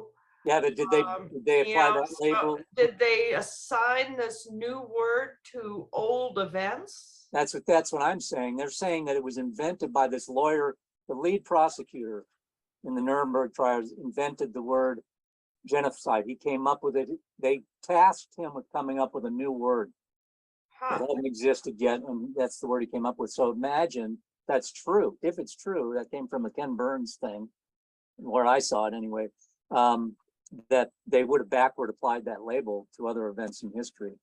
That would be interesting to research that independently, the first use of the word genocide. Yeah, Ross, where Yeah. are the columns in that picture? The inner columns? they're all in behind the drywall. See that? There's a word that says stay. Yeah, Somebody but I don't see them up on going any higher than the drywall. Yeah, that, that's a good, well, see, now that you're looking at the one that's in the foreground, Yeah, and that thing in the foreground is obviously not part of the core because it's kind of sticking out, not on a column line. right. But the ones in the back behind that should be going up, right? I don't see anything. It looks like a skating rink. Yeah, it's the truss work. I don't know. I know what you're saying, but that first one in the front definitely does not have something going up through it. But that looks like some kind of kiosk thing. That's not part of the structure. And where are the elevator shafts? They're behind the drywall back there. Yeah, See the stairwell doors kind of here? Can you No. zoom in? Here's the stairwell doors. Or can you zoom in this picture? Oh, yeah. Ah, nice. Yeah, it gives a So little see, bit. there's probably a more- column going up there. Yeah. And yeah. here's a column probably going up here. Here, there's not one. But this kiosk is not in the column line. This is that frontal column line back here. This thing is popped out in front. It's obviously some kind of fire department. Probably it's a fire department kiosk thing. It's not structural. But all this stuff back here is all the, Maybe electrical. Huh? Maybe electrical. yeah, maybe some kind of electrical communications or something. This back over here is the extreme big column, Yeah. smaller columns. This probably is from a higher floor where the columns were smaller back here. Yeah, I think it's also very high. looking at that, the deniers will look at that and say, you see that the buildings were hollow. Yeah. Well, There were no buildings, Alfred. Oh, really? There were no Exactly. buildings. That's the new one. That's a new one, okay. Yeah, it's all computer generated. No, you have to keep a reality in perspective. It's very nice to look at the structure from inside to imagine how it was. just before they started really installing the finished work. Yeah, you see the enormous spans between the outer wall and the core. Yeah, my And feeling is if you're good, yeah. And these were also built with walls in between because there were a lot of offices on one floor. Yeah, of yeah. Different companies also intertwined, and they had conference rooms which were embedded. They didn't have any windows. It's fascinating to read when you wander around this structure. It's not an empty space. The Yeah, people working here, and we have to imagine this full, but it gives a good view of Yeah, I like what it. it is in its My- core. My opinion on it is that it was such a big event, as you're saying, Ray, the explosives. This Yeah, but was- what you say, the size of this building is also visualized by this. Yeah. And that we have to really understand that it was only a plane, and that the architects who built this, they were not afraid for planes. They were not afraid. No. But my point is that if it's, in my view, this is your last chance in the phase of construction or in the entire life of the towers, really, to install explosives on the scale we saw that day. It would be Yeah. right about here, would be about your last chance to really put in explosives on that scale, if they're not already in. At this stage. I would fly them in, but my point is not using it was using the planes as a truck bomb and driving that into these towers. It's so massive. All right. Yeah. So massive. And I just quickly checked, by the way, and genocide was actually coined in 1944. For the Polish guy. Wow. Yeah, I did the same thing. Very Yeah, interesting. we all did the same. Yeah, Rose. Yeah. We all did the same search. Yeah. Yeah, and the name of the lawyer, I would like to know who it was. They should mention him because it was one guy they tasked with it, and Raphael Lemkin. Lemkin, yeah, sounds right. Yep. Okay. Thank you, Ross. Anything else? I'm gonna post the photo and that's it. Cool. Thank you, sir. Yeah. Go to Joseph. Well, had this conversation a lot. I listen to you struggle with trying to solve and declare that you have the solution. The bombs were put in when they built the building. They actually had in mind they were going to take the building down years later, so they built bombs in the building, and all along these people came to work every day in a building loaded up with bombs, and nobody had liability. Well, okay, I've heard that theory before, and I worked with a British petroleum engineer for many years on this, and believing in the conspiracy. We approached it in the way of, what can we say that we can prove? And I loved working with him on these ideas because I testify under oath. And so I would like to discuss things that I can give you under oath, not my opinion, not somebody else's photographs that I'm interpreting, although yes, the firefighters, when their testimony was finally, because of law cases that we brought in New York to release the damn testimony, the debriefing of the firefighters. And one of the things they said was, we were amazed at the North Tower. We didn't have to walk through the revolving doors. We walked in through the windows. But that was never given as testimony during when Giuliani slipped and told you it was 2,000 degrees down there. But then they didn't follow that either and say it was the longest fires in history.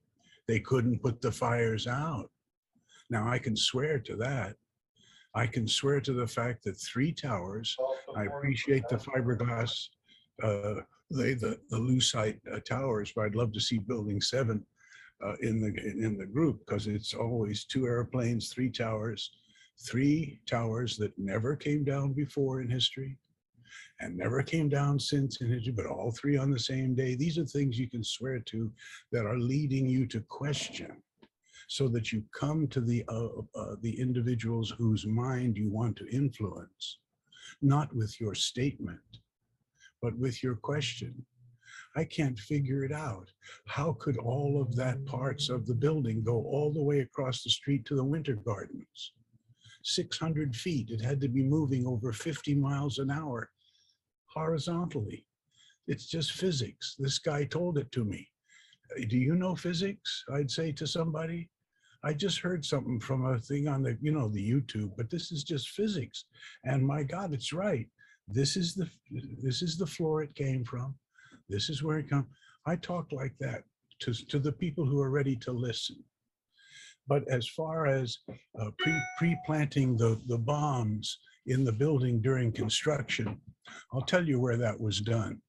That was done in building 7. That's why those guys could come out and say, it's coming down, cause what? Because they connected what they needed to bring that building down, because the villains will never get to the CIA and the Exchange Commission stuff, and all was all in that building.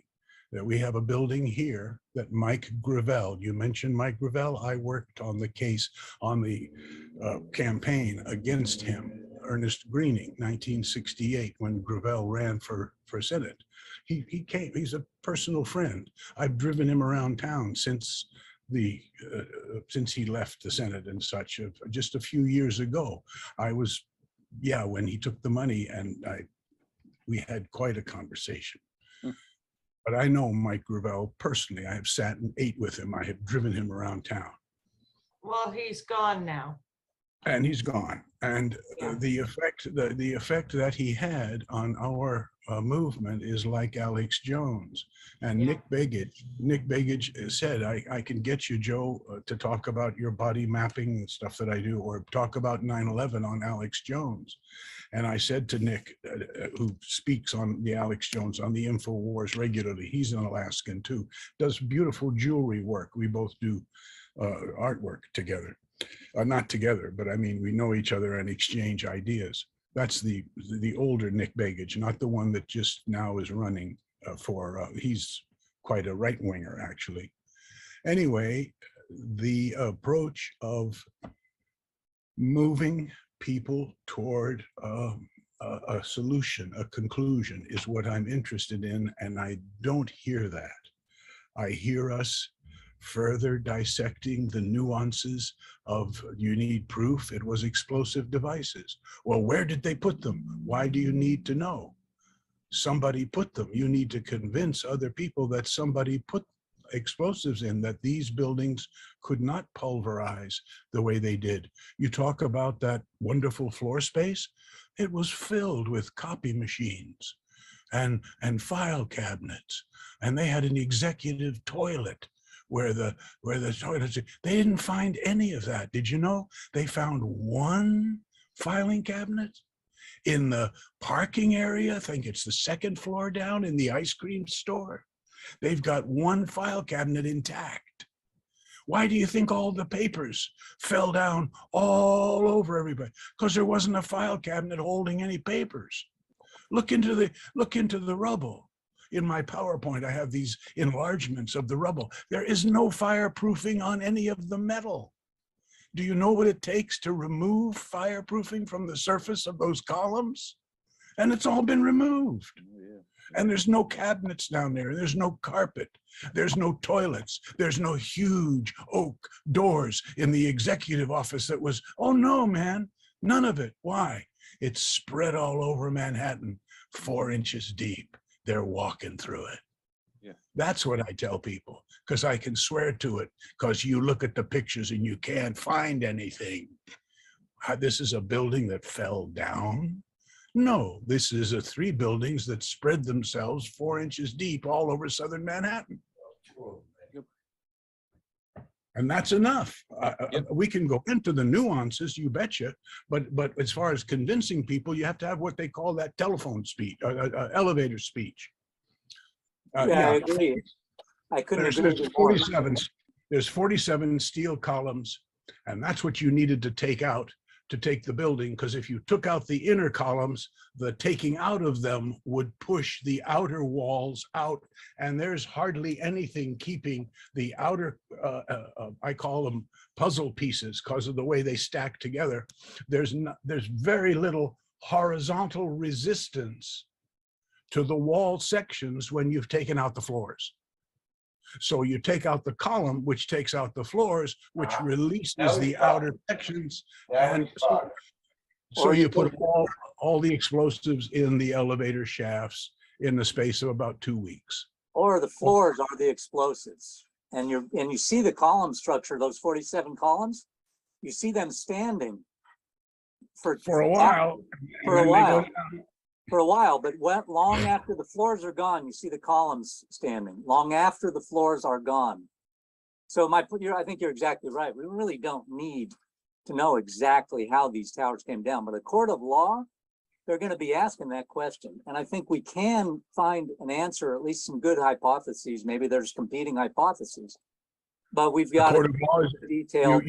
You're agreeing on when you go to a court of law on the time to make your statement. I'm focusing on what do we do to the average person with whom we connect, who might be moved a little bit more to call some senator because somebody's going to have to bring it up. I really think, and I said it early on, the truth of 9/11 will not come out of America.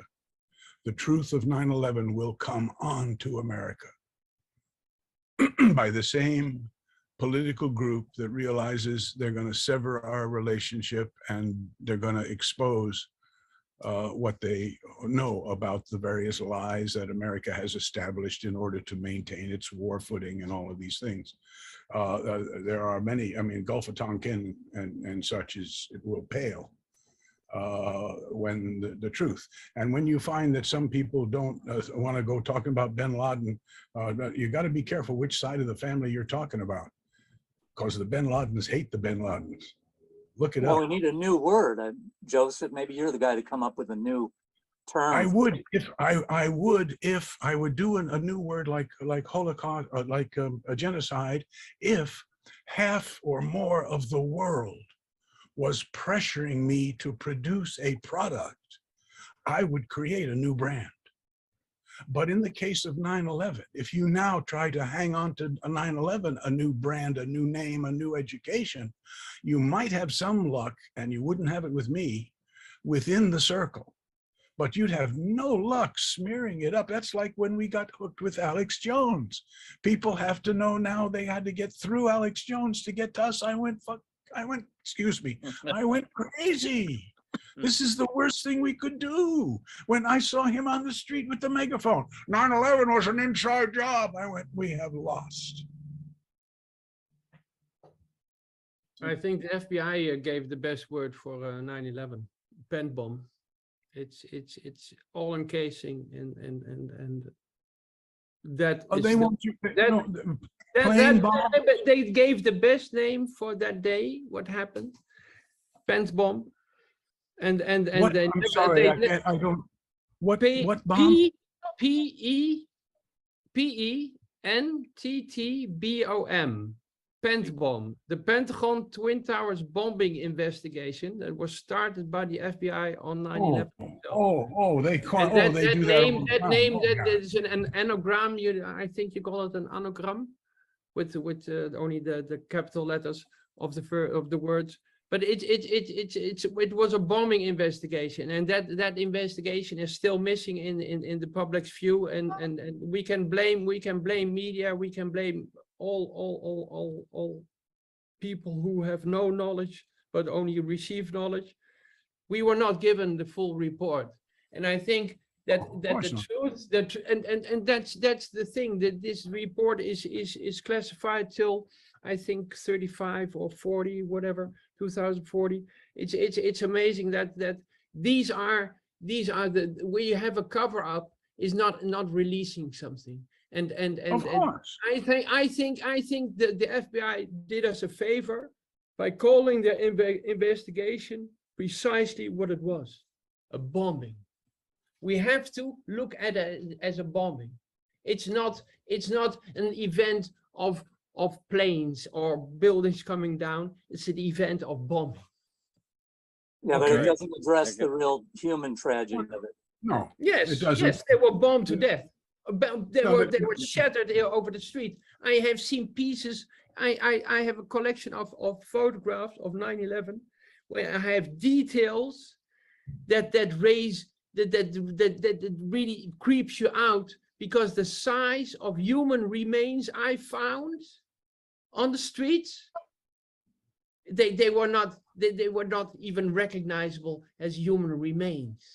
And They that's have- the thing. That's the They thing. have, yeah, they have Before- one DNA before- fellow with over 200 pieces. What does that bring us? Bef- You can but the- wallow in this. Please, I'm going to leave it's- because this is just wasting time. Yeah, It's true, but look how excited you're getting, and you're not producing anything. You know this. It is true what you know. There was one fellow, 200 times they found the same DNA in little scraps of Yes, human. yes. Not let alone what they found on Yes. Deutsche Bank when they Yes. took the air conditioning apart on the Deutsche Bank, which had waited months, years to get to because of all the asbestos. The whole South Tower blew right into the Deutsche Bank, and it blew people. And they didn't find him for years. Yes, we never found anything of my cousin. We found a helmet. I believe that the helmet was given to his wife, but I'm in Alaska and they're in New York. But what does this help us? My goal is to get the sons of bitches who put the bombs where the bombs did the work the bombs did. But I don't know the bombs. I don't know the sons of bitches. I only know the results, the scene of the crime. That's what, when I tell people to identify the perpetrators, you have to know the crime. And the crime of 9/11 is not known. So if each of us in our way can have a method of presenting our knowledge in a digestible, acceptable way, not to get rejected when you go to the group. That group, you see, had within it individuals you could have cultivated. You could have said to the group, I understand your reluctance to be identified with the questions of 9/11, but we have the questions and we have a group. And if any of you in the room on your own without representing the group would like to talk to us, I've printed up this card and each of you can have it. And what it says is, come and learn about 9/11. And you would have at least maybe cultivated one or two of them who can go back and say, you know, I went to that son of a bitch's presentation. You ought to go to it. That was the reason I did it for 2.5 years every week up at the Adams Center, because I'd get a kid who would later, a week or two later, bring his father. And they'd go, is that true? All that glass went into the Winter Gardens? I said, yes, but they wouldn't let you at the site take photographs of the numbers on the steel pieces so that you could reconstruct where the hell they came from. But look, the glass that hit the Winter Gardens is tall windows. And tall windows come from this floor or this floor. Oh. And they must have come from this floor. And then you have a guy says, well, how could that 100 tons of steel, how could 25 pieces weighing 4 tons apiece, all still connected, come all the way over to the Winter Gardens? And I go to and say to him, that's my question. Who are you going to call? Who are you going to call to help you find the answer now that you know they haven't told you the truth about 9/11? Good. And I don't try to tell them, Ben, excuse me, I'm done enough. You're right. Yep. Thank you. That's a lot. That was fantastically said there. Yeah, So I got to I go to like that Mikey a and then I lot. got to wrap it up. I Mike, got a question. yep. go ahead. Joe, you said a helmet. Like, was your who was a relative of yours that died? I can't hear him. Gene. No, Can you- I'm muted. I'm Oh. muted. I'm muted. You're getting there. Okay, I hear I'm you. trying. I'm unmuted. Yeah, You go can't hear ahead, me? break. Can you hear me? Can you hear Yes. me? Here. Okay. The other day, because I've been connected with you guys and others, I put together a background, but I have 300 Zoom backgrounds, and so I have to scroll through it to find it. And every time I open up the Zoom collection, they have readjusted my backgrounds. I've passed it up. His name is Vincent Princiota. He's a firefighter on a ladder, I think he had ladder 7, engine company 16, if I remember correctly. And he was a firefighter. Oh, there you go. Well, when you did that, oh, here it is. See, I finally found it.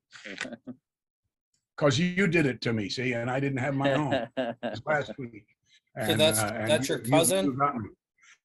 A distant cousin. I ate with him back in the late 60s, early 70s, I think it was, once in New York. And he was just a young man. He was 39 when he died in the South Tower.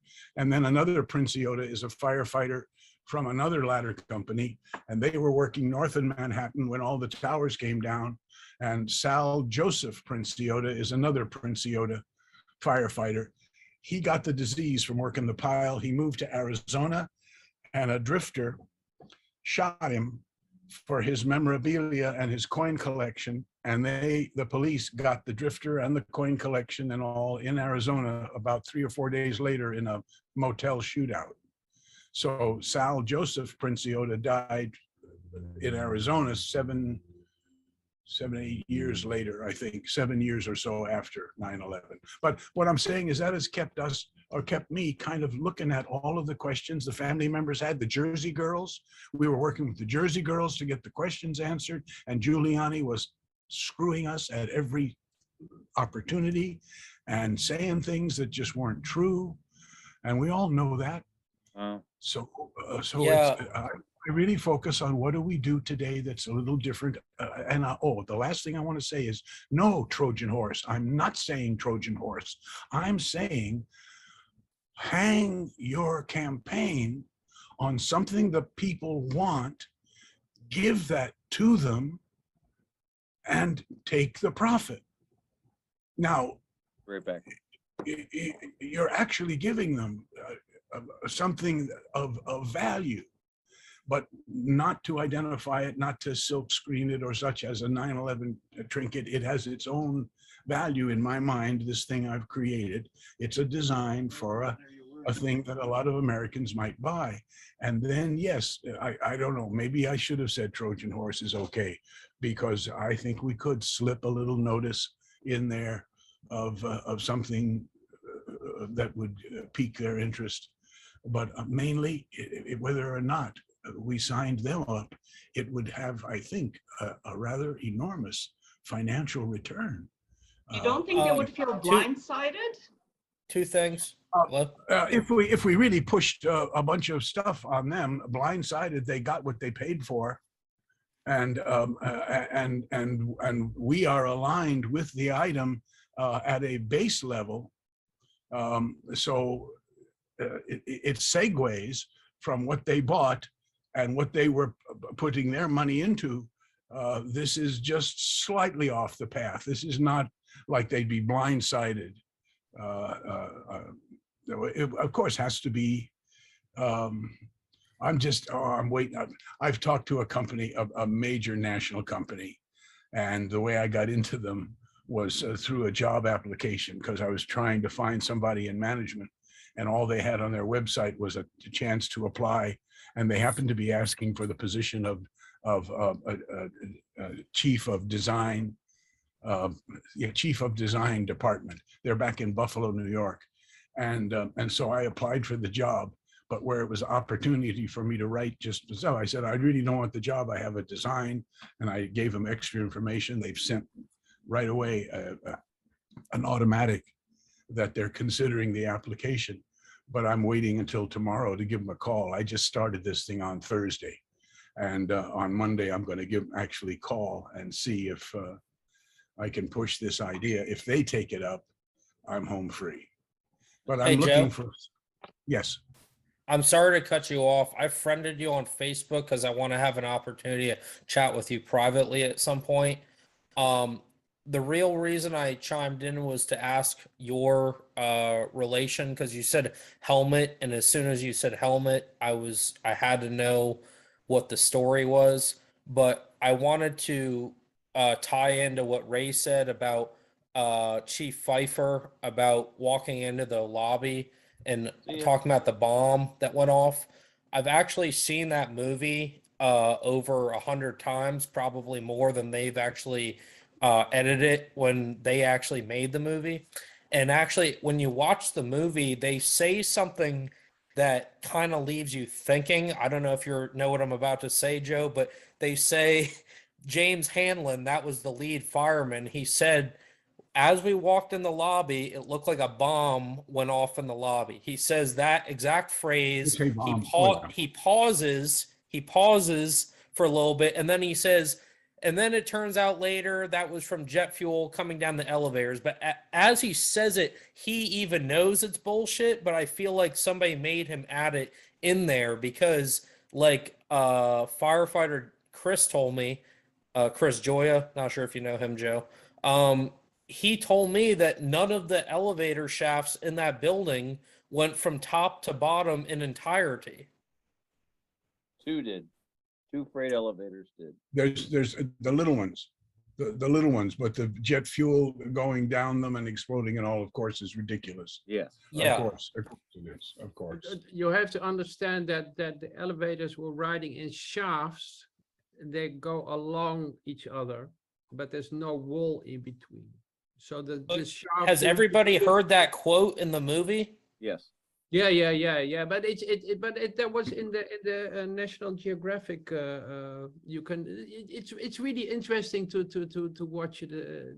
What you say. It's there's so much information in that clip from the Naudet brothers, because they filmed that. They were there.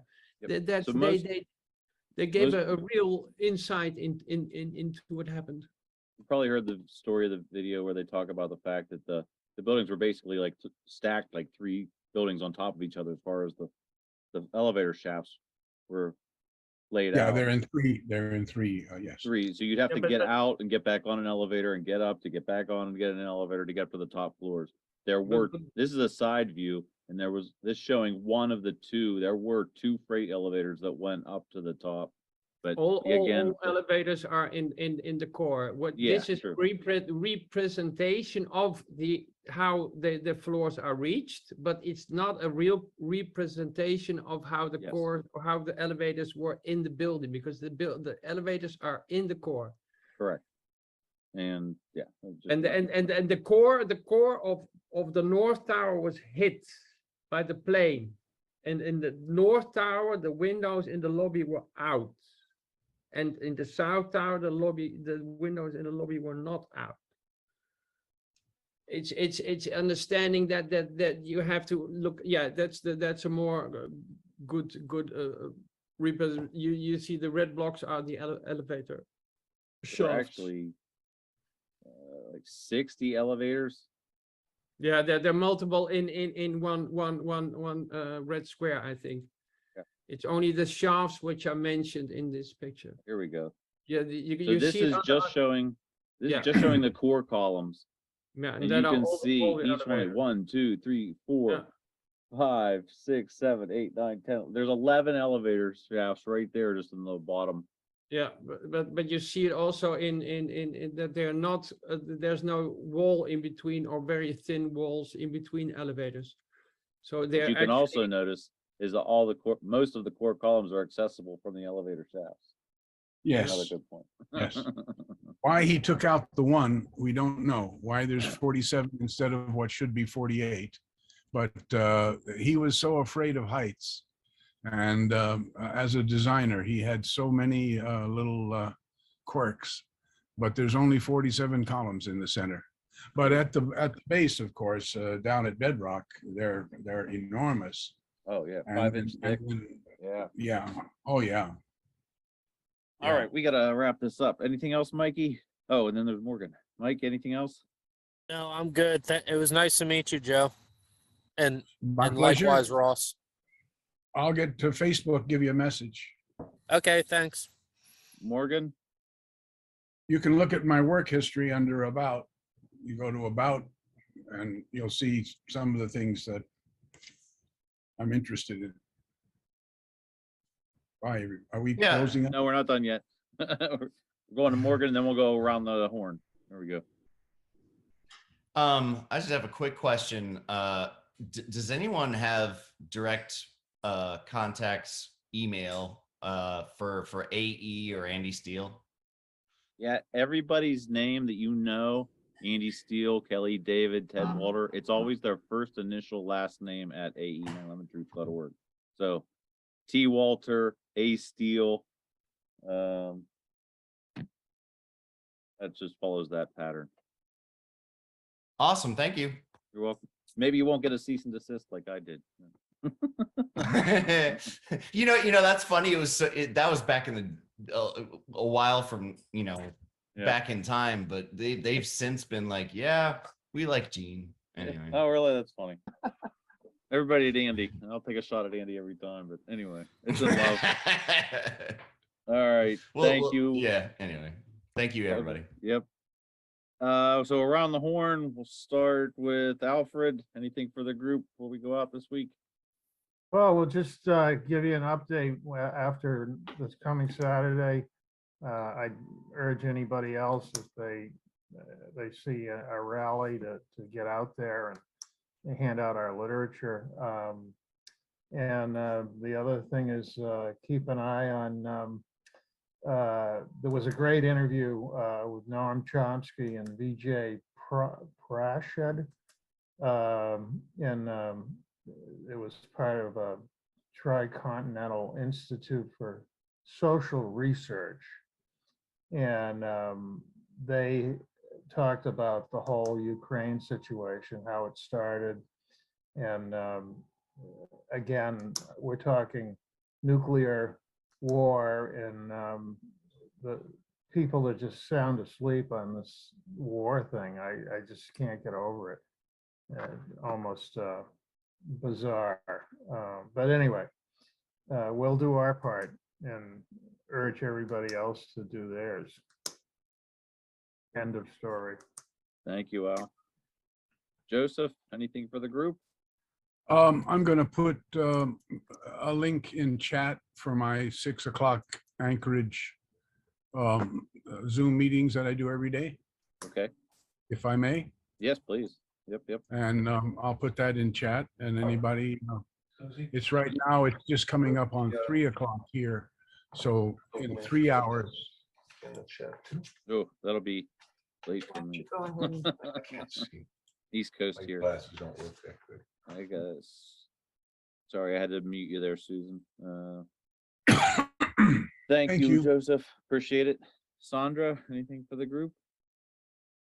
No, not really. I sent Al and Susan, I sent you a graphic that AE did for the international group years back that says 9/11 Truth Ends Wars. I put it Oh. in the chat, but I sent it to you by email too. I don't know if you might want to use it on something. Yeah, absolutely. Thank you. We'll post it on our site. Excellent. Anything else? That- Nope. Mikey, anything wrap up?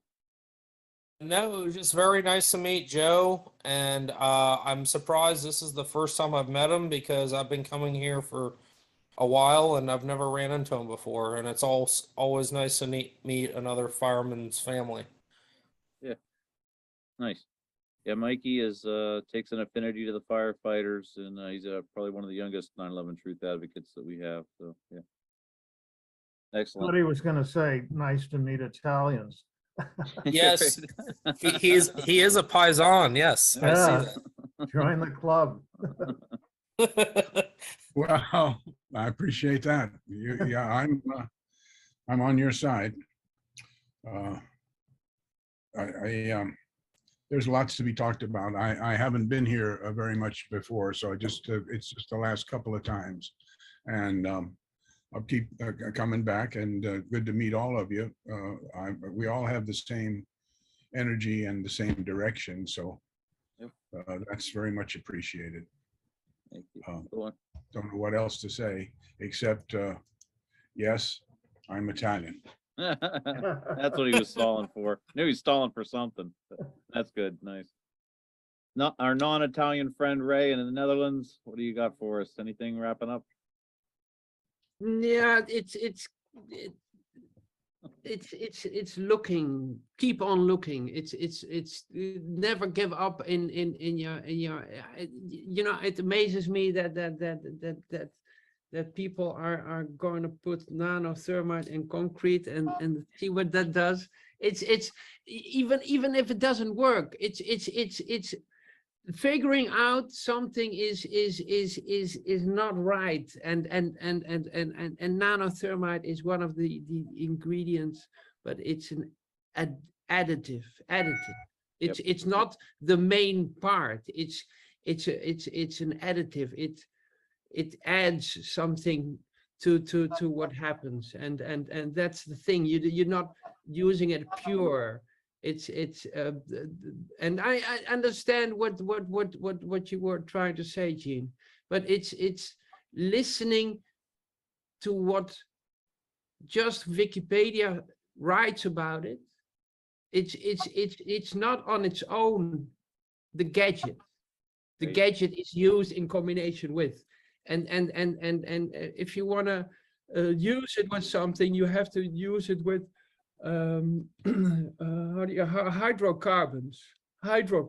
hydrocarbons and nanothermite will give you something that will really blow your pants off, because it's not you have to produce the gas.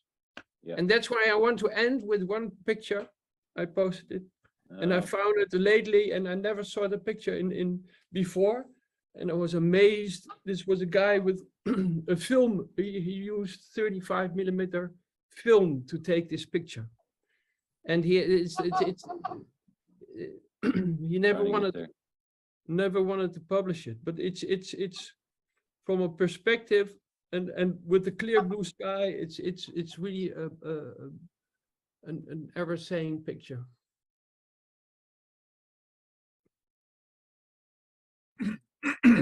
and that's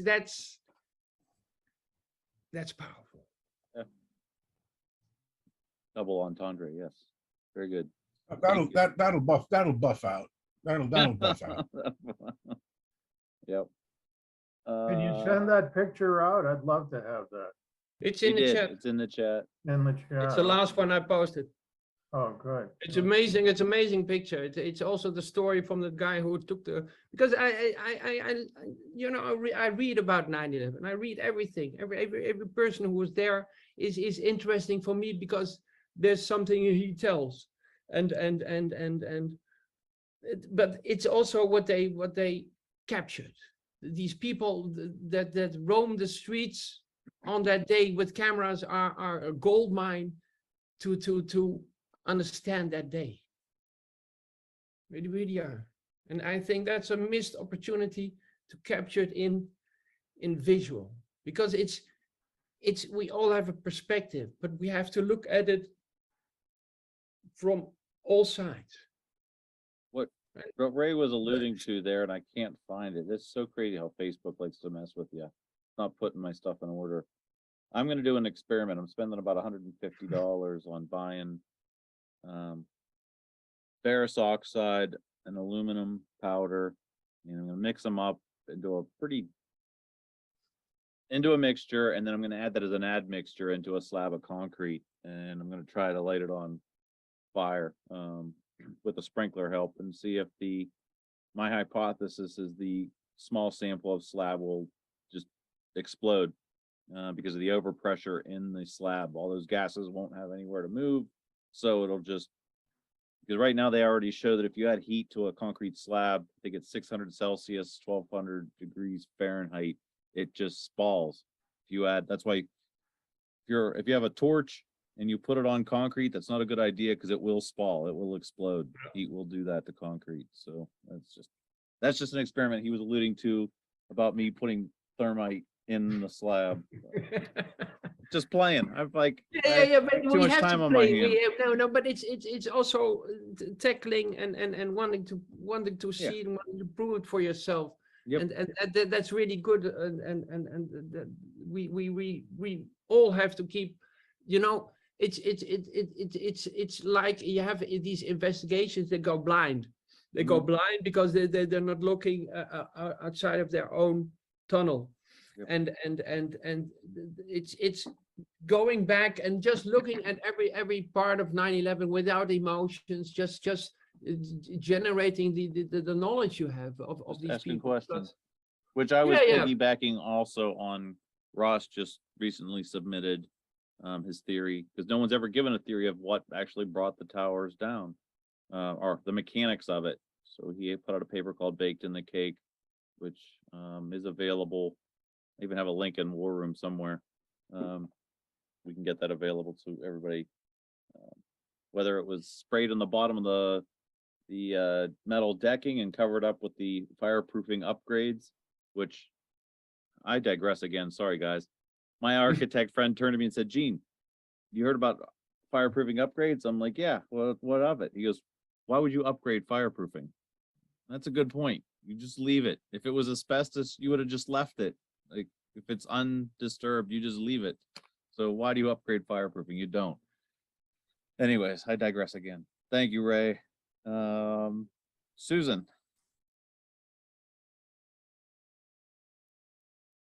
Mute. There we go. Yeah. I'm sorry I missed last week. I did watch it today on your posting, so it looked like a really good meeting. Yeah, I'm glad to be back this week. Yeah, we need to look at exactly what took out those columns, what undermined them. And some of us are not willing to really look at that. So, yeah, put the link in the chat. Decide for yourselves. Yep. Thank you, Susan. Ross, wait, did we go to Ross? Yeah, no. Okay, Ross, you're up. Yeah, next week I'll go and elaborate on this a bit, but and for Miles, three heroes of mine in terms of professors that I think are keys to the society in general in terms of having the courage to actually put your career at risk. Three professors in the academic world that have done this.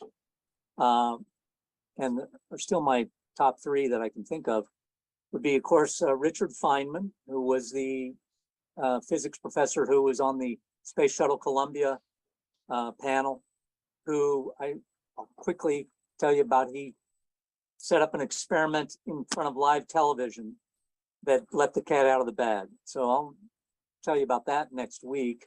But Richard Feynman, and he also has a good video, Gene, about experiments have to be, you have to have, if you have a hypothesis, you have to be able to prove it by experiment or it's wrong.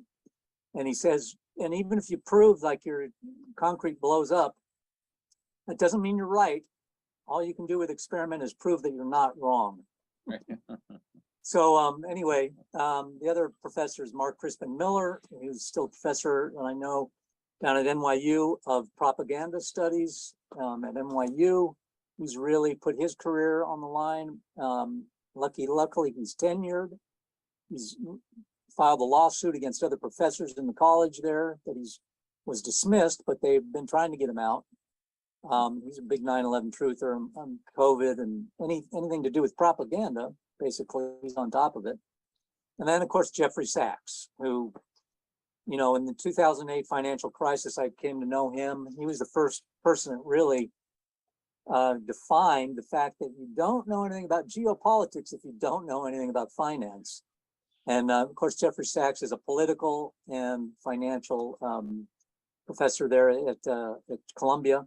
And he was very controversial in 2008 against the bailouts and also just talking about the criminality of the banks at the time and how they needed to be not only changed and broken up, but they needed to be prosecuted seriously, not just in the show trials, but in a real serious manner where they get some real penalties that actually do impair them and do break them up.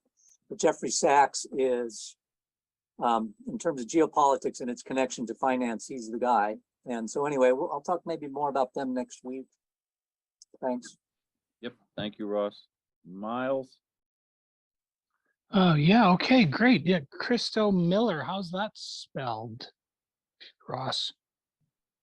That's his strange name. He's got I think he's kind of slowed down with it, but a news outlet online, News from the Underground.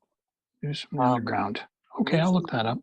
News from the Underground, and it's all the relevant news and all the noise is not there. But his name is Mark Crispin, spell it like Crispin, Crispin Miller. Crispin Miller. Yeah. Okay. And super. Yeah, I want to joke about him. He's a real anti-vax person, and I think his name should really be Mark CRISPR Miller. Does anybody get that? No. Yeah. DNA. Yeah. So what I would just add to the mix is right now, I'm sure there's umpteen dozen Boeing 757s parked in deserts in storage, mothballs, probably, affordable to purchase and we could do a fundraiser to, crash one of these into a wall of steel resembling and recreating a few floors of the World Trade Center towers, one or two. That'd be interesting and would create maybe quite a bit of buzz with just people interested to see what that would look like. But I would also just, my final concluding comment is I keep coming back to the 5 criteria for NATO, and that's the North Atlantic Treaty Organization, which I believe I heard someone say that it represents about 700 million people if you add up all the populations of the 30 nations that are currently part of NATO. And the 5 criteria for NATO are, number 1, you have to be a functioning democracy. Number 2, free market economy. And number 3, civilian control of your military. 4, no border disputes with your neighbors. And 5, willing to adopt NATO doctrine and procedures. And I heard this from a presentation by retired General Joseph Ralston, former NATO Supreme Allied Commander. So we are all civilians, and it's our obligation to audit our own attitudes and audit our institutions. And that's what we're simply doing here. There's a lot of reason why we all agree this 9/11 events of 2001 need an audit. And I appreciate everybody here. Thank you. Thank you. There was a guy that wanted to run a piece of wing down a rail line and crash into a facade of the tower. But I don't know whatever happened to him. But there was even a person in, I think he was living in Indonesia, I think. And he was doing a funding campaign of crashing a plane into, and he was talking to China and raising funds, but it was also removed from the fundraiser because of the political implications. Oh. He was removed.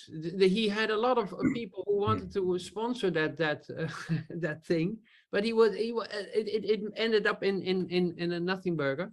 But it was a good. What's the result? You have to prove it in practice. So practice, it's the thing. It's worthless. It's worthless. And the reason, Nothing is worthless. it's absolutely worthless. Of the 8 people who now have their faces on this screen, which ones of you have been cross-examined in federal court for your model, for your exhibit? Which ones of you have been cross-examined in state court for your exhibit of the medical malpractice, the product liability, or or the oil rig where the crane turned around and crushed the man between the poorly constructed railing and the heavy weights on the crane, and the crane turned around. And Mr. Princiota, is your model correct? And I have had to be, okay, the attempt to run a wing into a thing, or and by the way, the planes that are in the desert, they've all been raped brutally of anything of any value, and the aluminum is sitting out there rotting, but you couldn't fly one of them. And if you did, think of the questions the other side could ask to screw up your experiment. Right. I have only had, I'm glad to say, only once have my exhibits been rejected. And that was a thing where I put a cellophane over an X-ray, and I put colored sticky stuff on the overlay so the jury would know soft tissue, bone, hard tissue, because they're not a radiologist, they can't read an X-ray. And the other side said to the judge, there's a rule called best evidence, and that's true. You don't do what the man said. If the man can come in and speak himself, you don't tell us what he said. So Joe, the real X-ray is here. You don't tell us what it says, even though I had an expert helping me. So that little bit of a question negates, that's the only time, but it negated my exhibits. The exhibits that you're talking about would help us satisfy our need to solve the problem, but they would not bring us closer to the generalization of actually solving the problem. Yep. But some of us, and I notice, boy, I appreciate your energy, because I've got a file of photos and blueprints on the building and stuff too. And I didn't know anybody was as crazy as me. So I feel better for talking with you, because I'm chasing it all down too. But I understand where it's going to move us ahead and where it's just going to satisfy my need to know what really happened. Right. So I thank you. Yep. Thank you, guys. It's been another I great have one call. last question. Oh. Where are the Rude Boys? Who knows? Yeah, I know they didn't show up. I don't know. They're laying low. But all good. I'm going to sign off with a picture of Andy that I love. Just poke him a little. And anyways, have a great rest of your evening, and have a good week, guys. Thanks, Gene. Bye, Bye, everybody. guys. Bye. Thanks for providing this space. Thank you Yep. very much. Anybody who wants, sign on. I gave you a link. I love to talk with you. Right on. See ya. Thanks, Joseph.